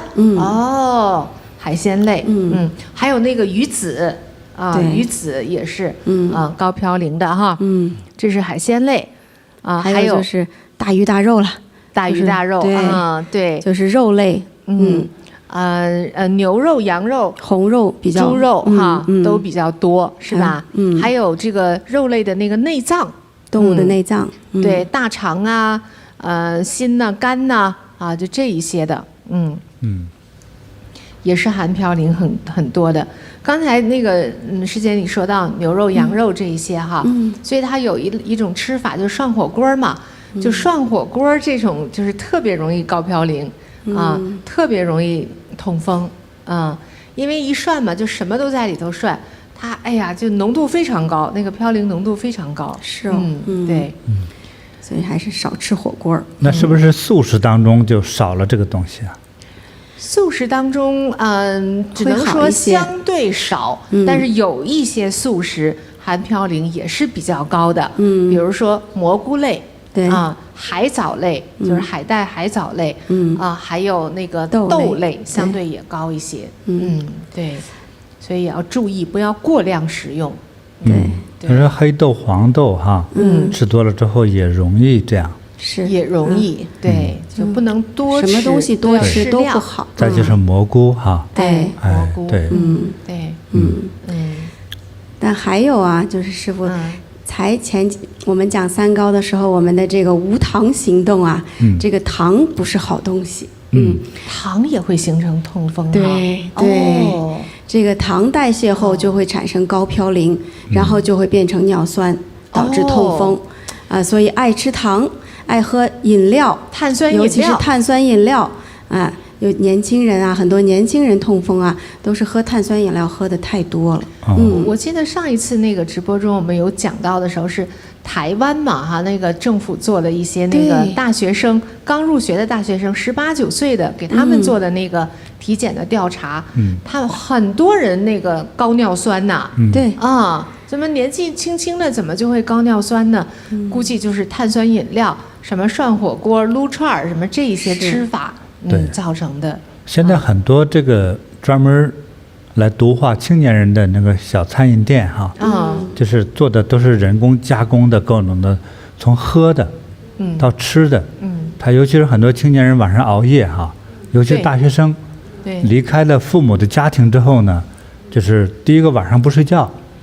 不睡觉呢，肚子又饿，年轻人嘛哈，是饿呢，他也不想煮饭吃，他就买些零食，那这些零食呢，就是变成各种饼干类的哈，还有咀嚼类的，像卤豆腐之类的哈，很多都是容易让你不是这痛就那痒的那种问题。对，因为他为了增加那个口味感嘛哈，不知道加了什么，一般是不健康的东西。对，你像在台湾也是之前做些食品调查哈。他们有很多机构也挺好的，就据说某知名的方便面哈，它当中用的这个油脂呢，是工业用油，太坑人了，对呀，那能对身体好吗？这真有印象吗？有印象，有印象。对，我们后来还看了那个企业家的面相，哎呦，真是缺德呀，不积德呀，对，真是。对，所以你说这样的油脂吃进去，正常的油脂吃进去都还不好，还容易产生高血脂哈，堵塞血管。你何必你还用的工业用油身体里，那不是害人吗？说哈，那是查到了那个企业哈，那其实我说直白一点哈，那哪一个加工的这种食品哈，无论是算是这种饼干类，还是蛋糕类。还是各种各样的饮料，放了几年都坏不了的，是吧？还有某种特别知名品牌的那个薯条，在屋子里在沙发底下放了一盒吧，他偷吃，爸妈一来就问他不让他吃，他放那给忘了，等半天以后在沙发底下掏出来，还是挺香，而且还没变质，也没有小虫子来咬它，小虫子都不吃，怪不得是知名品牌哈，虫子都不干热。对呀。那到了你肚子里，你肚子怎么消化的？那也惹不起。害了呀。是。惹不起被毒害着，就生病了呗。是。对。所以常吃这些食品呢，这不得病是不可能的。是。对，那这些病呢，从科学道理上来说，主要是先从伤肝伤肾开始。对。要爱护自己的身体，就真的是要管好自己的嘴，好好走八卦呀。我看那个昆迪师姐看到一份那个研究嘛，说每天喝1份这种含果糖的饮料，会增加74%的痛风的风险。那每天喝2份的话，那增加200%多的风险。哇，痛风一定会找上门的，这样天天喝，一定要小心一定要少喝这种碳酸饮料啊，包括果汁也是高含糖的啊，一定要注意。我们看看黄先生的他的亲身经历，就应该引以为戒呀。痛风吃坏了，吃到最后自己真是身体受苦。好歹是来了我们菩提，走了八卦，才重获新生啊。对，好，我相信我们网友都听懂了哈，也引以为戒哈，告诉孩子们哈，不要乱吃哈。好，我送给这个黄汉明先生呢一个，来看看这叫啥？你们俩认识吗？天然玛瑙手把件，好美啊！哎，漂亮吧？漂亮，这么一大颗，你看这像个海鲜似的哈。哎，好，送给黄先生做个纪念哈。这是你吃过所有的海鲜变成的精灵，送给你做个纪念哈。好，还是祝你健康长寿。收到，如意吉祥。收到。还送给一句话哈，八卦天天走，活到99。对，还继续活哈。收到。好的。感恩师父。其实这个玛瑙手把件哈，这师父它有各种各样的好处。对，为什么叫手把件呢？就握在手里嘛哈，经常的把玩，它就促进这个血液循环。其实我相信，对那个痛风造成的关节也好，还是不管什么原因造成的这个关节炎也好，也有很大的帮助啊。对，手指就灵活，因为它就帮助这个血液循环了嘛，就排开了嘛哈，通畅了。对。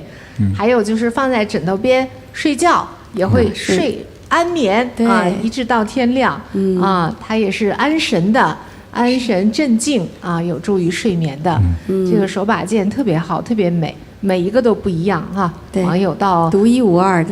对，到慈悲音网站上去选你喜欢的那一款，放到枕头边，或者挂在床头附近，它能够驱邪，避凶，遇难成祥，对，关键是能驱散邪气啊，对，还让你能量充足。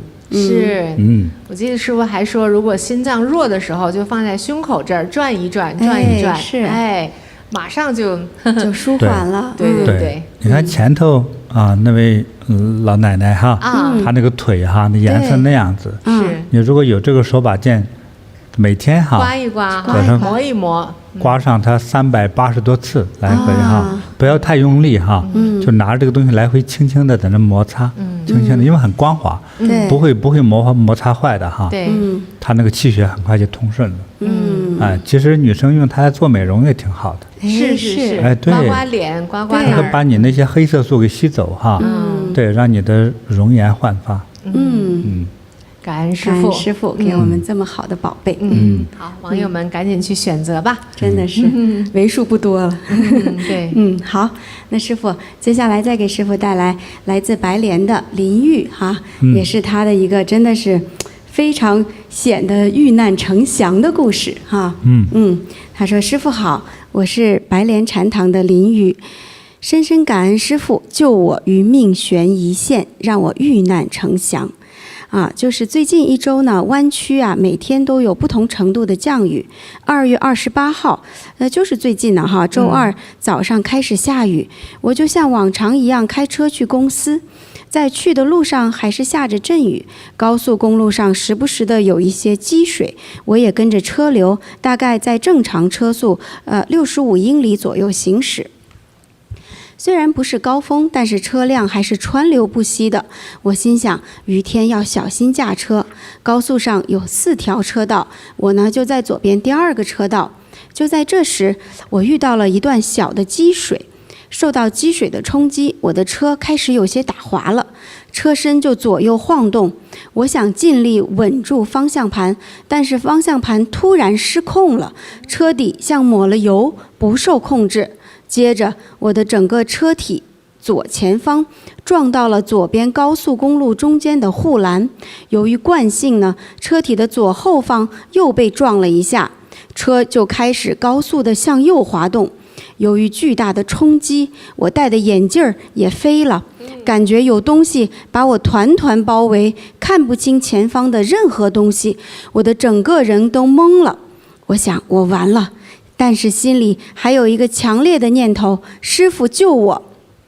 我就紧闭双眼，手也放开了方向盘，我把自己完完全全地交给了师父。我还不知道要伤到或者撞到什么，就大脑空白了。冥冥中我感觉车体在颠簸高低跌撞向右滑行中速度降下来，慢慢地停了下来。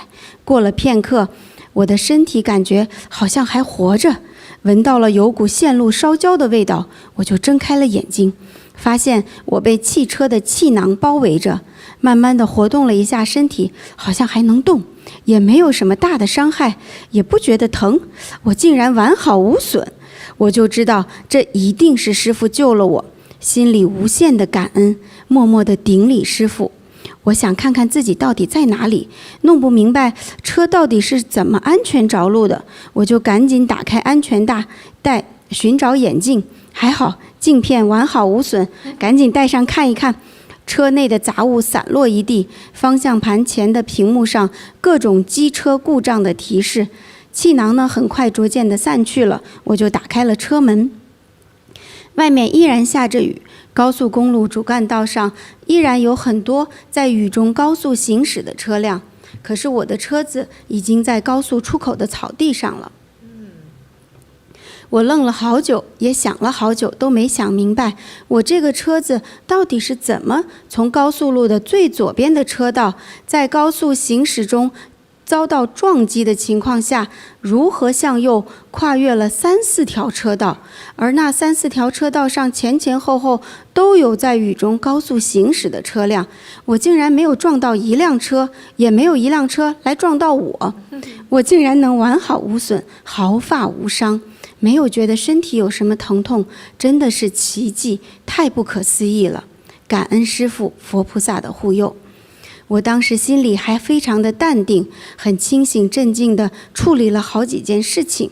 我意识到自己没事儿，就赶紧打电话给老公，想着后面还有2个工作会议，也赶紧联系同事，告诉他们我出了车祸，请他们代劳。我还又联系了保险公司，因为路人报警，警察也来了，叫来了拖车公司，就把我的车子从草地的淤泥中拖了出来。就这样2个多小时后，我回到家都是下午2点多了，我赶紧打开电脑，还准备并主持了下午3点钟跟客户20多人的一个很重要的会议。后来去医生那里做了身体和心理检查，医生在了解我的车祸情况后，他们都觉得不可思议，我是何等的幸运。在这样的高速公路上的撞车事故，我的车子毁了，人竟然完好无损，也没有明显的擦伤流血，没有严重的损伤骨折，只有一点点肌肉的拉伤。不禁回想刚刚发生的一幕一幕，真的不敢相信自己竟然能够完好无损，在这么重大的车祸事故中存活了下来。心里充满了无限的感恩，泪水抑制不住地涌现出来，在佛前、师父的法像前不停地感恩顶礼，深深感恩师父救了我。如果没有师父的出手相救，或许今天我已不在人间。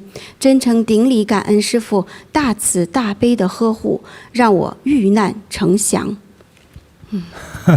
感恩师父救了我，真的是听得我都惊心动魄呀！是，对这个想再回头再分享一下，都觉得不可思议啊！是，对对，因为它那个湾区那个高速路哈，对，就是往一个方向啊，这五六排车道，对，都4车道都算少的。你从最中间那个位置撞了一家伙，一下子跑到完全外面这个草坪上去，对，不知道咋过去的。旁边没车呀，是吧？他自己也疑惑，是他自己也闹不明白，他被撞了以后，眼镜也撞飞了，人也撞懵了，他的手也不拿方向盘了，还不是说在紧急中自己打个方向走出去，就是车子怎么着就这时候完全是师父佛菩萨的护佑给弄出去的，对，怎么出去的？他好像是大挪移哈，对，是乾坤大挪移，对，一下给他挪过去了啊。他那个车撞的挺厉害的，对，玉师姐开的车是个不错个车，对啊，也给撞的那个前头那个挡风玻璃也碎了哈，然后前后车窗都碎了，对所有的气囊都出来了，然后滑行到右边，自己身上除了一点点肌肉的拉伤，哪儿都没事儿，啥事儿没有。对，所还以接着开会真是师傅救了对，他撞完了以后还接着还开会，没错，对，哎开完会又去什么体检呐、心理测验之类的，啥都正常啥事。儿没有。对，哎这佛还留着他干活呢。是，对对对啊，活儿还没干完啊李云师姐啊，佛留着干活，给佛对干活哈，对，以后还得去利益众生呢。对哈哎，对，对但他那个车上呢，的确是挂着车挂。对哎对，你看我们的车挂真是护佑。是是当然呢，他也是这个心到佛知，那么危险的情况下，他心里赶紧喊师傅救我。对，那真是啊，就救到他了。对，这关键时候哈，所以为什么我人对神佛的崇拜哈？这关键时候神佛就显出他的能量来哈。就是呀，对，你看这个高速路上真的，一出事故真不知生死哎。对没错，尤其像他这种大雨天嘛，哈，对，雨天，然后路滑，就旁边的车辆自己也很难控制自己的速度啊。是，对，经常会雨天的时候出现是连环撞。对啊对对他这个怎么出去的，只有佛菩萨知道了。对，你真是正常开车换车道都容易被没错撞到，是他这都不开换车道，他是很幸运哈。对，对雨天雪天最容易连环撞了。是，不管怎样哈，都是佛菩萨护佑哈，感恩护佑师父啊淋浴呢，如意吉祥，还要长命百岁，哎呀，收到。还要利益众生哈。对，给佛要干活啊，领是呀，收到对，你不要光给公司干活好吧？哎，对佛救了命，我们就要这是最重要的奉献。哎，有礼物哈。好，好，我这2个礼物啊，对吧？这他出点问题，大难不死必有后福哈。哎呀，来是的，你看你俩认识这个我手里拿的是啥吗？哦，这个是那个16 16对，16的，特别好。你看着是黑的，其实手电一照特别是，红。对，像葡萄酒一样是红的。对对，它它特呢别红，聚到一起就是这个红的特别吧特别好。看照一下。照不见透着透亮，你看，你看，哎呦，好美，每一深红颗，深红的，对，深红深红的，像那个葡萄酒一样哈。哎，对是的，还有呢，再配上这个绿的，我画的那画印成的丝巾哈。对，那你静下心来哈，对，用非常清淡的感觉哈，来将自己未来的人生去走好哈。对，做到一种叫大道自然啊。安安静静，在平静之中哈，能够发挥自己的智慧，啊，让自己过得幸福，还能将来多帮助别人获得幸福哈。收到，感好，恩师傅，送给你哈。感恩师傅，祝你长命百岁，如意吉祥，全家幸福。哎呀收到，感恩师傅。好，那接下来是一位韩国的矮相师姐啊，也是啊救命的啊，师傅救命的，来听一听啊。好。师傅好，我是韩国鞍山禅堂的矮相。那2022年12月的时候呢，我梦到了师傅来到鞍山禅堂，和大家一起看法物。梦中师傅告诉我说，你要带一个法物。醒来后呢，我觉得梦境太清晰了，我就想禅堂的法物我每天都换着带呢，今天要带哪个呢？哎，我就决定把刚刚迎请的战国红玛瑙手串戴在我的左手腕上。到了傍晚，天色蒙蒙黑，还下着小雨。我正准备过马路，当人行道的绿灯亮了以后，我刚往前走了几步，就看到我的左前方有一辆小货车对着我直冲过来，速度非常快，我来不及任何躲闪，我的左手下意识地捂住了脸，然后我就被车撞飞了出去。奇怪的是，飞出去的一瞬间，我感到好像撞到了软绵绵的东西上，像有人拖着我，把我慢慢地放在地上。我当时处于半昏迷状态，能听到旁边有人在叫我，但是身体动不了，眼睛睁不开。后来救护车把我送到了医院。禅堂的师姐听到消息，赶紧赶到医院。师姐看到我的状态，特别着急，不断地呼唤着我的名字。护士啊，也好几次来扒开我的眼睛，可是我的眼睛就是睁不开，也动弹不了。师姐就非常的那个机智啊，就拿出随身携带的师父法相吉祥卡，对着我说：“师父，您快救一救矮相师姐吧。”然后又对着我说：“矮相师姐，你快睁开眼睛看看，你看谁来了？师父来了。”特别神奇，我听到师父来了，一下子立刻睁开了眼睛。后来医生为我做了全面的检查，除了我的嘴角有伤需要缝2针，其他的地方一切都完好无损。当时我的衣服都是完全湿透的，韩国冬天的气温是零下3、4度啊，在冰冷的雨里我躺了半个多小时，我都没感冒，也没有任何的疼痛，非常的神奇，太感恩师父了。是师父救了我，为我抵消了一次大灾，还在梦境中提前告知了我，让我佩戴法物。再次感恩师父，我要在禅堂里更好的服务大众，让更多人受益于师父的妙法。矮相恭敬合十，顶礼师父。哎呦，神奇啊，师父！我们刚听完一个神奇的，这个又很神奇，师父。对，他这个更凶险，那个车撞人呐，那个林玉师姐是车撞墙，他这个是车直接就撞了矮相师姐，他立马就飞出去了，而且那个来撞他那个车速还是很快的啊，对，对，他呢很神奇哈，你说那么大一个小货车哎，撞到他身上。他呢就觉得还被什么包裹着，还软绵绵的，还轻飘飘的给他拖着，给放到地上，对，放到地上，但他也是半昏迷了哈，对，就眼睛睁不开啊，就这样的。到了医院也是还睁不开眼，哎呀，还是那种状态啊。咱们师姐多机智啊，拿着师父吉祥卡，矮相师姐你快睁开眼，看看师父来了。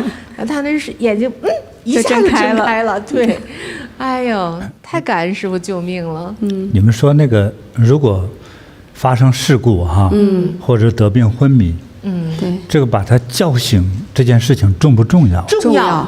重要。为啥重要？他如果叫不醒，他一直昏迷，他就走了，他就醒不过来了，不就白白了吗？是不是有的时候那个时候人的魂儿都飞出去了，师父？哎，这个说的对，是把魂儿叫回来了。对，所以好多的就是那种昏迷不醒的植物人，对吧？轻的还是植物人，重的那个啥人都不是了。对，像有一些病人哈，说因什么原因事故哈，产生严重休克昏迷哈，对，还有做那个脑干手术哈，对，其实这个人也形同于死了，通常就灵魂出窍，他那个灵魂呢还能看见医生怎么给他弄手术，是，当时和护士之间怎么对话，对，濒死状态，他看得很清楚，听得很清楚，对，但是麻烦是呢，回不来的话，这个魂这个时候如果看到他的祖先的一些人的时候，就很容易把他带走了，就接走了，对，那当然了，像这个矮相这个还不到走的时候哈，所以呢，同修赶快叫一叫他，但是这个不是一种巧合哈，他头一晚上做梦，梦见在梦中我提醒他带法物，对，哎，那这个难道是巧合吗？不是巧合，对，只是在忽悠他，对，提醒他，对，在梦中提醒他，是，对，说带上个能护身的一个宝物，哎，那咱们普通人啊，也是看到就是我们就会说了，说这是一个，比如说这是颗玉石，或者这是块玛瑙石，或者是蓝宝石、红宝石之类的哈，哎，或者说这是个塑料片，从我们一般的人来看它的时候呢，确实就用所谓物质的化学的方式来看待它的学名和一些功用，是吧？但是当它与神佛有关系的时候哈，就它的功用啊，就一下就提升和放大了。对，是这样的。比如说，一个修的比较好的师傅，我们先说佛门哈，对，别的门呢，像道门、道教我也认识一些师傅哈，也是很厉害，他的加持过的，比如说一个宝物，拿了一个任意的一个珠子，我们说这个不是八宝灵珠，这是块学生用的橡皮，是个塑料类的东西，对不对？胶皮类的东西，它本身并不是个宝物，对吧？它只是一个普通物质，啊，橡皮擦嘛，啊，铅笔写的字不想要了擦掉它，是吧？它肯定不是个宝物，这卖的话也不值钱。就是当这个大师傅修得好的人，把一个符咒加进去，他故意把能量加进去。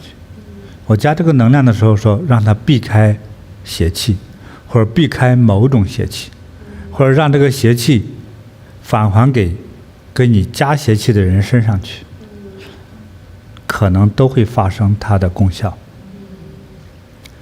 邪魔或者鬼来看这块橡皮擦的时候，它不是橡皮擦，它是一片佛光，它这个鬼邪很难靠近，甚至看不清这是什么东西。比如说这个东西，比如说我给了谁了，比如说我给了你了，你呢挂在床头或者戴在身上，等他看你的时候，就是充满佛光，他哪敢靠近你啊？他靠近你，他就死了。就像一个人跳到火炉子里去，能活得了吗？就同样的一个道理，对，它起到一个很好的一个护佑作用。那如果不懂呢，你听我这么讲哈，尤其是我们在中国大陆长大的，一听这个确实有点迷信，我自己说的有点心虚哈，也怕人这么骂。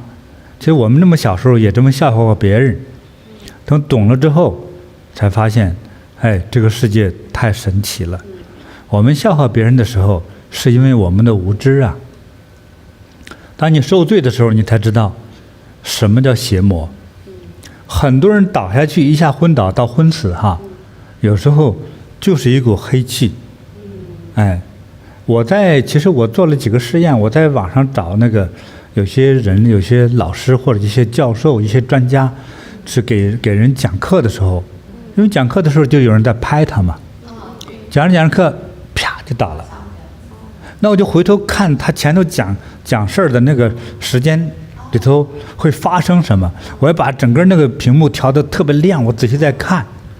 啊，比如说有一次北大一个教授，我不是在哪讲座哈，在一个大台上在讲，他咣就倒到地上，啊，我查了一下，他那天倒下去就死了，就是。哇，就我们叫猝死啊。猝死啊。那一般说不是脑出血就是心脏病发作嘛。对对对，嗯。那师父看到什么呢？那我呢就给他放大之后把这屏幕调得最亮。我仔细看，就用肉眼看啊，用天眼看就不算了啊，用肉眼看，等他就是从这个，比如说我右手边这么上台，他跑着上台的时候，就从他的左侧面就过来一个白的一个影子，哦，但是这个特别淡，像空气一样，哦，像把云吧哈，就减少了，只剩下1/10淡淡的，哗就过去了。那是灵魂吗？是没有给他穿过去，等到他身体那儿就再没离开。那就进入身体了呗。他在那讲了一会儿就倒下去了。那这是我们所说的黑白无常，就来抓他。说这个邪气不是别的邪气，是白无常来抓他。黑无常躲在一边，我没看见。哦。那么还有一个女的老师，可能是一个知名企业家，在讲课讲的。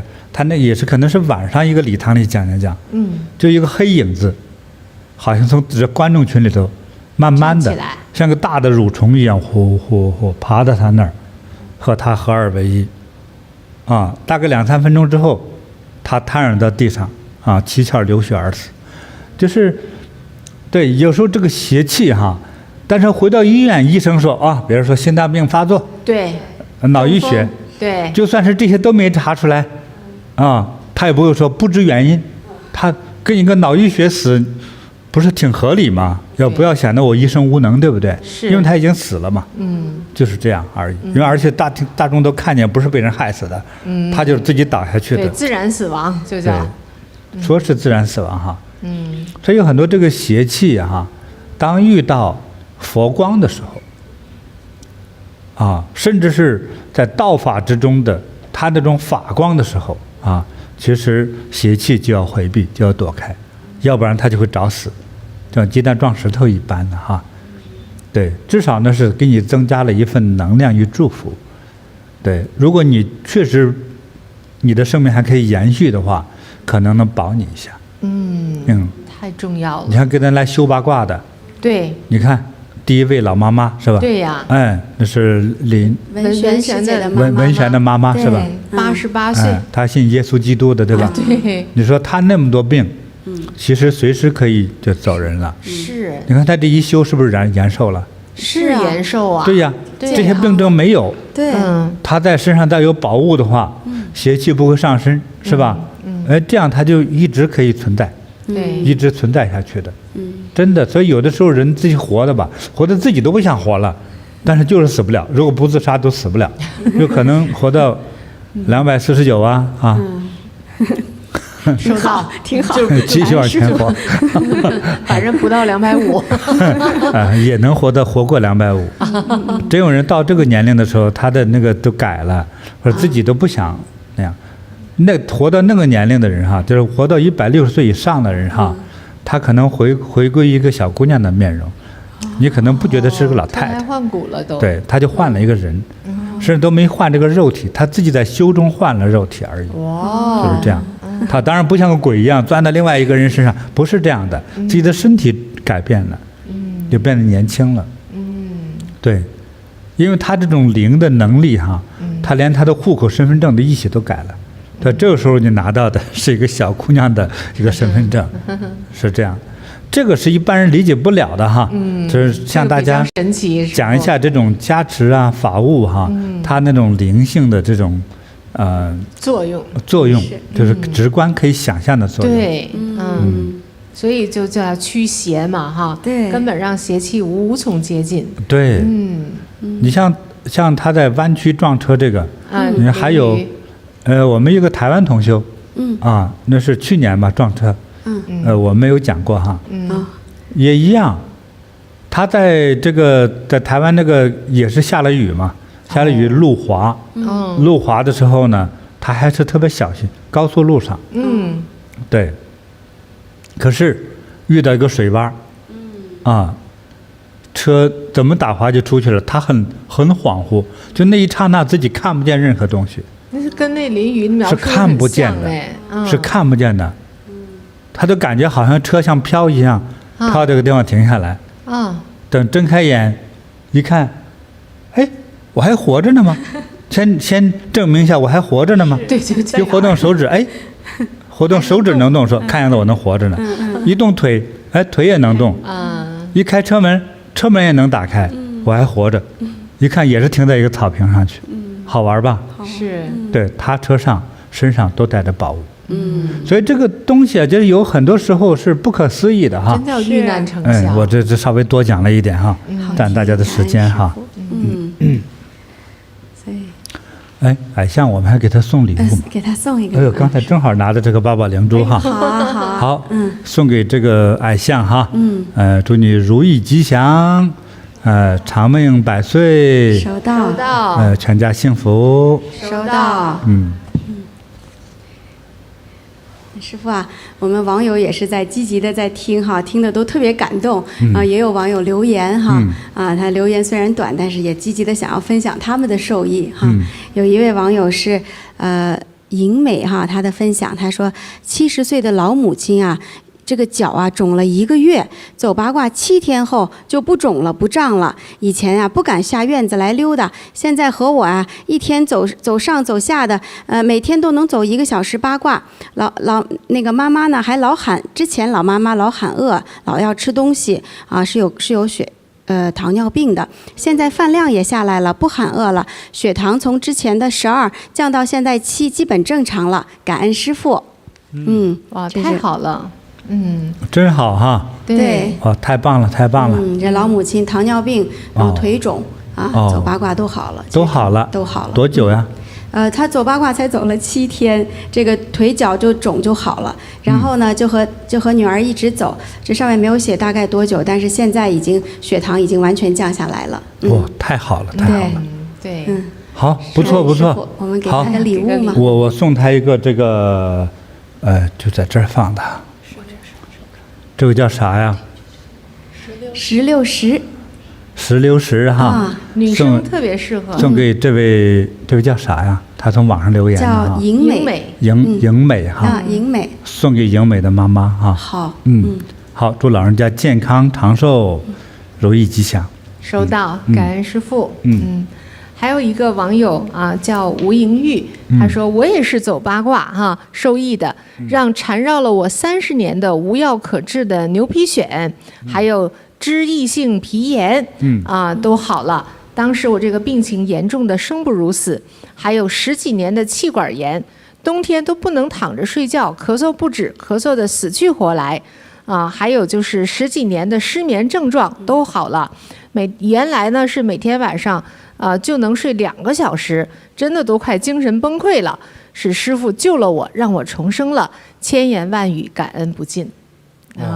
真的太好了哈！对，网友吴英玉哈，对，他有韩文的，是不是从韩国发来的？可能是，送他礼物哈。哎，这是真火石哈，这个太美了，哇，这个太漂亮了。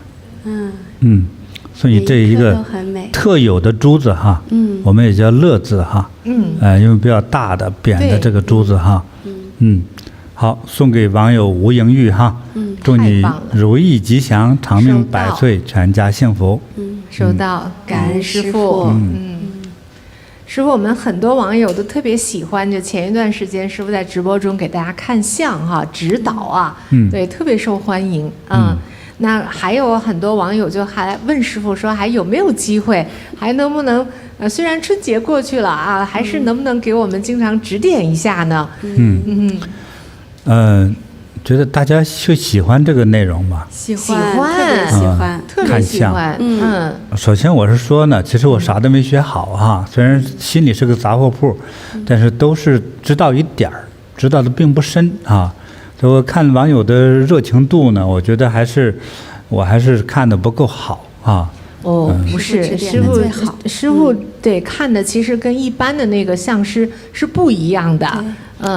师父看到的都是，我们说是，除了他这个面相特征之外，师父还能看到他更深层的哈。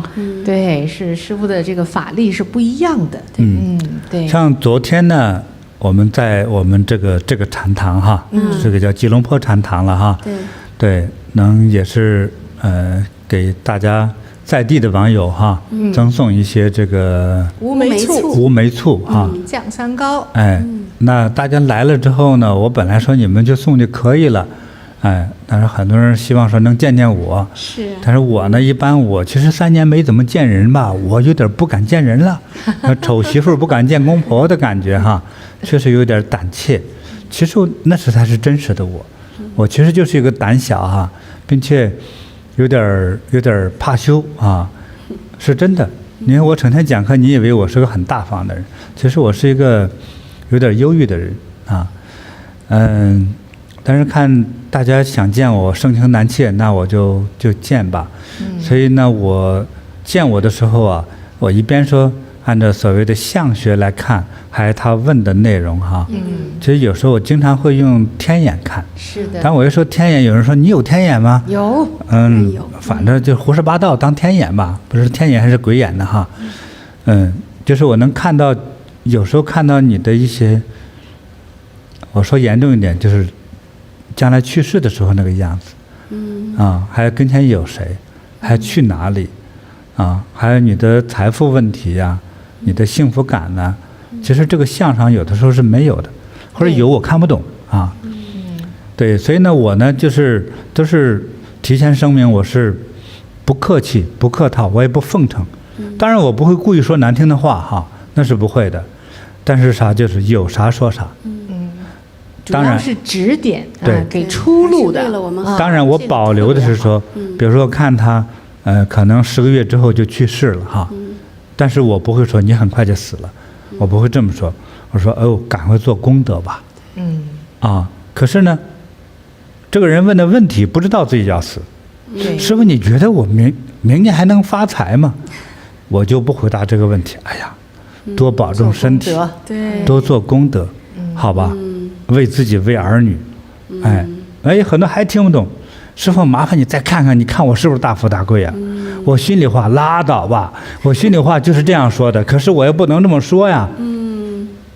健康就好，对，多走八卦，多做功德，是吧？那么还有一些，比如说娘俩来了啊，那姑娘都说，你看我妈有这个病那个病那个病呢，说完了，把他妈的事儿解决完了。我说姑娘，你是不是也有问题啊？我跟你说我没问题啊，你头疼啊？我是有点头疼。一看更严重啊。还有呢，你经常看见什么？就一两个鬼啊，一两个鬼还不够你看的呀，啊，接下来呢，我都没法工作了。这接下来呢，我都想死。对了，所以有时候不敢看啊。你越看得越深了之后吧，就是就让人有压力啊，让人有压力哈。当我讲这个故事的时候，我们昨天和互动的网友也在听也在看哈。是。就是有时候你不好意思讲。就是比如说你真有一个恶性病，你好意思告诉别人啊？对不对？就有很多人说得了这个恶性的，比如说传染病啊、癌症啊，甚至是性病啊，你肯定难以启齿告诉别人。你不可能送个名片来，我有性病告诉你，你不可能的，谁这么死不要脸呢？对不对？你人有脸树有皮啊，都不好意思，他没有尊严的感觉。是。对吧？还有，但是我呢，一般说的时候是。我不会顺着你的意，你明明你的命就是一个普通，如果2个月不打工，就能饿死你的程度了。师傅，你来看看我，你觉得我是大富大贵吗？我心里还是那句话，拉倒吧。如果你是大富大贵，那富人怎么说呀？那是天人呐哈，对不对？不是，所以我就是这么逼我说，我说，注意健康就好了。还有工作就好了，我都是这样。我回避这么说的时候，就是我看到的，你不会大富大贵，你就是一天不做就一天没饭吃。我觉得其实这种命挺好的，但是你自己感觉的怎么那么不如意？说我又没车没房，总是那么紧巴巴的生活，都是干活多还健康呢，只是你心里不乐意而已了。这不还有人就是师傅，你看。我一表人才，你觉得我现在40多岁，我能跳槽做的大生意吗？我还是那句话，拉倒吧，就光看你那张脸，你有现在的饭就不错。而老板提升别人不提升我，老板能用你就不错了，老板已经很大慈大悲了。可是你呢，对老板还不满意，还有一个老先生，马来西亚的，他给我写封信，麻烦师傅你帮我看一看，我有一位高官朋友，对，有一个超级发财的大矿山，只要我投资1000万，可是我呢只做废品回收的生意，回收的生意，遇上一个高官的高官，完了专门有让他发财的大机会，只要投资1000万，我就琢磨哈，一个做废品回收的能挣了1000万。到底付出了多少的心血与努力，多少个日日夜夜顾不上休息，对不对？存那1000万得多难了，他也够厉害，弄废品回收挣了1000万，对不对？我就给他回信，他还把他按照我们标准看相的照片，正面、侧面、斜侧面化了妆没化妆的全发给我了，挺认真。那我分析了他案例，看了他的相。我回了几个字儿，希望你知足感恩就好。我就不说投资的事情。这老先生到今天上课之前，我查看了一下，也没给我回信。我给他回信已经1个星期了，他没回。我估计他特别失望，他就说他盼望着就是说，去干吧，朋友，勇敢的闯出去。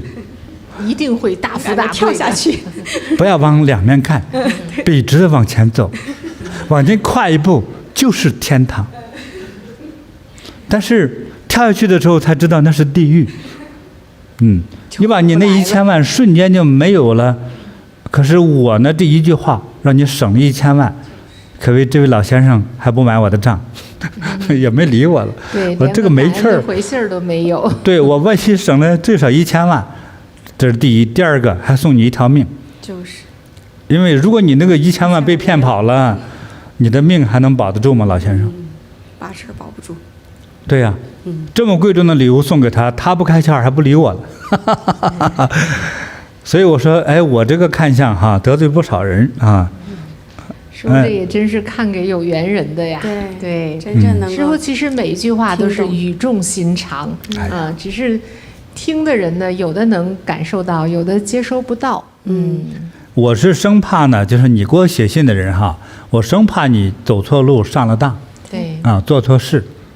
我呢，如果你有财富，我替你保财富，我不会让你乱投资。难道这是错误吗？但你说耽误了你发财的机会，朋友啊，在马来西亚能存款1000万马币的人是少之又少，你自己心里也清楚，对不对？你已经是个富人了。那你有这个钱，你年龄过了60岁，你留着他养老哈，还是个富老头，挺好的，对不对？虽然不是大富大贵，已经很富很贵了，就别那么贪心了。说你那个项目不在于它的可行性，而在于你的贪心一开始要收敛。对，这个是最重要的，好吧？哎，要不然的话，你将来连3高都得不了了，因为没机会了哈。所以我替你是吧，既省了1000万，还保了你的命，所以你要听得懂哈。我说谁都是连说带教化的感觉，是吧？还给出路的。说的年轻人啥都不会干，我就说你别想那么多，你先学点知识。有很多还回复说，能不能删了我那一段啊？哎，我那么教化你的，你不但不感恩，你还让我删了那一段，是吧？这个你要读得懂哈。所以这个你要上升到一个层次。我不是一个江湖郎中哈，我是希望能让你这个有缘人哈，你上来能听我的讲的内容的人，我希望你是沾光的，别吃亏，别上当的啊，这是我内心的一个声音哈。是对，所以我们的网友朋友们，请师父看相呢，看完了，如果师父在不管直播中还是邮箱中啊回复的时候。我们真的要去悟一下啊！首先感受到师父的这种慈悲关爱，这种护佑的心啊，良苦用心，良苦用心，对，师父救了我们，接受下来，不然这个吉祥的护佑你都接收不到。对，就像刚才是师父是一团佛光，可是你融不进去呀，对，反而排斥走了。哎呦，那真是，这自己就是太。但是不管你高不高兴，只要我开这个课。我还是实话实说啊，反正至少在帮大家，至少有一天你可能会开悟的，会重新来看我讲你这一段的时候哈，你可能会受启发的，是吧？你像我们说大全哈，那个乱投资、瞎投资，没有做到见好就收，对，这个晕了之后赔了那么多钱又乱投资，是吧？还是自己贪欲心强，就是贪欲心强。对，所以把自己能有的钱都给他投完了。先不要说那是什么你积不积德的命，首先你自己哈，此时此刻贪欲心太重，还是由心所造。贪欲心来把自己的2只眼睛变成瞎子，才干这种赔本赚吆喝的事儿哈。对。但是讲你的负面故事的时候，赔钱过的时候你是不开心的，但是过后呢，我心里特别不安。我就希望说，哎，有没有方法？我们有没有智慧能帮他一把？希望你能够东山再起，能做得更好一点。但是我此刻的心情就觉得你需要沉淀3年。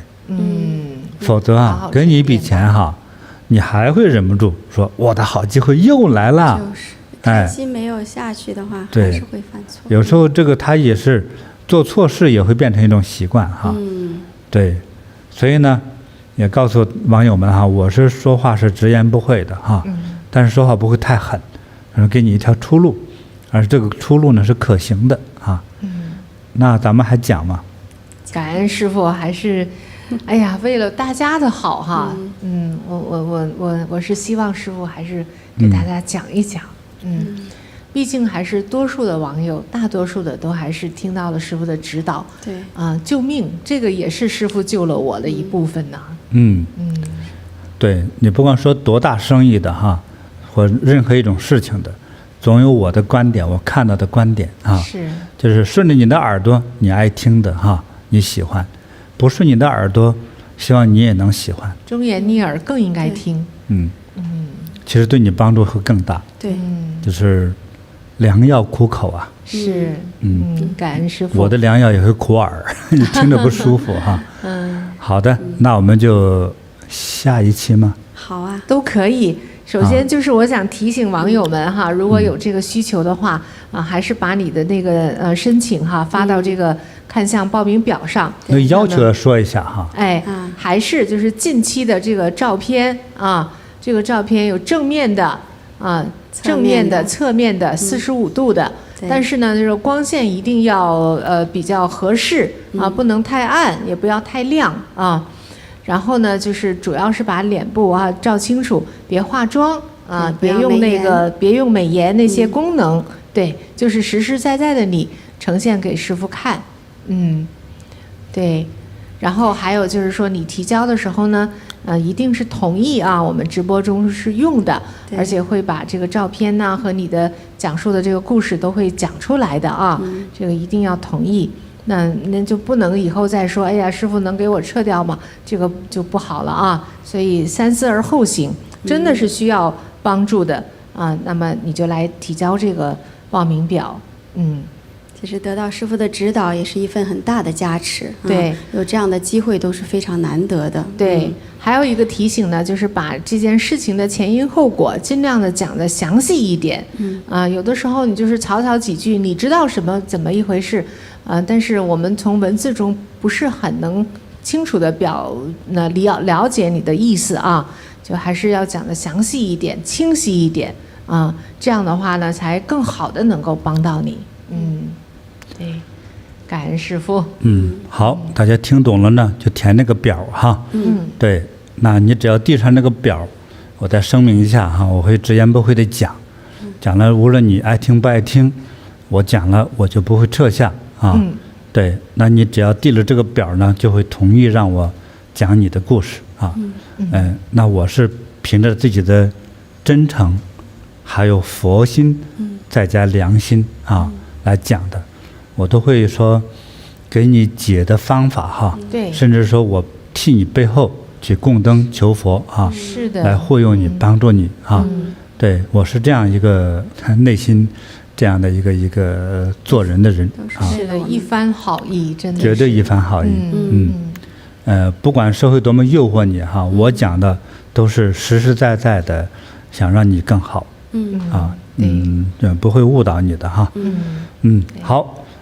非常感谢我们像今天提供你的故事提供你的照片的朋友们也欢迎大家有各种各样的受益，各种奇特的故事、吉祥的故事都可以发给我如果需要我帮助的话，我能帮尽量帮那需要我讲解你的面相和各种情况的人呢，我都是平心而论在讲你的问题对，那最终都会去帮助你好，那我们今天的课程内容就到这里好，祝大家健康长寿，收到；如意吉祥，收到；幸福快乐，收到。下次直播再见。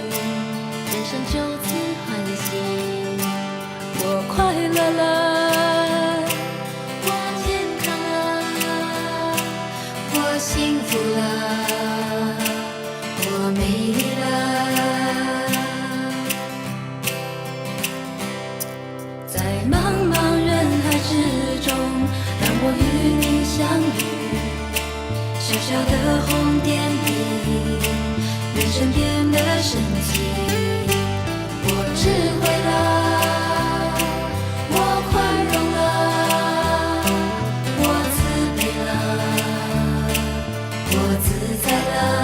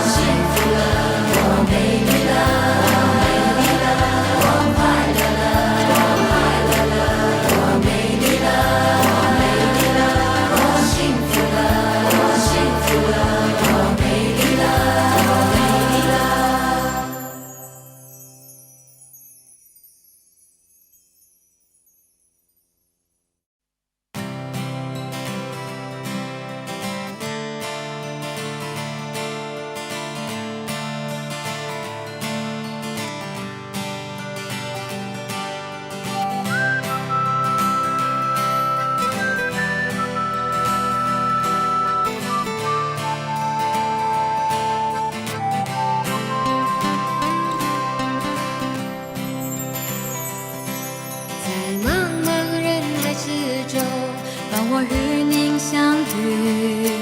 小小的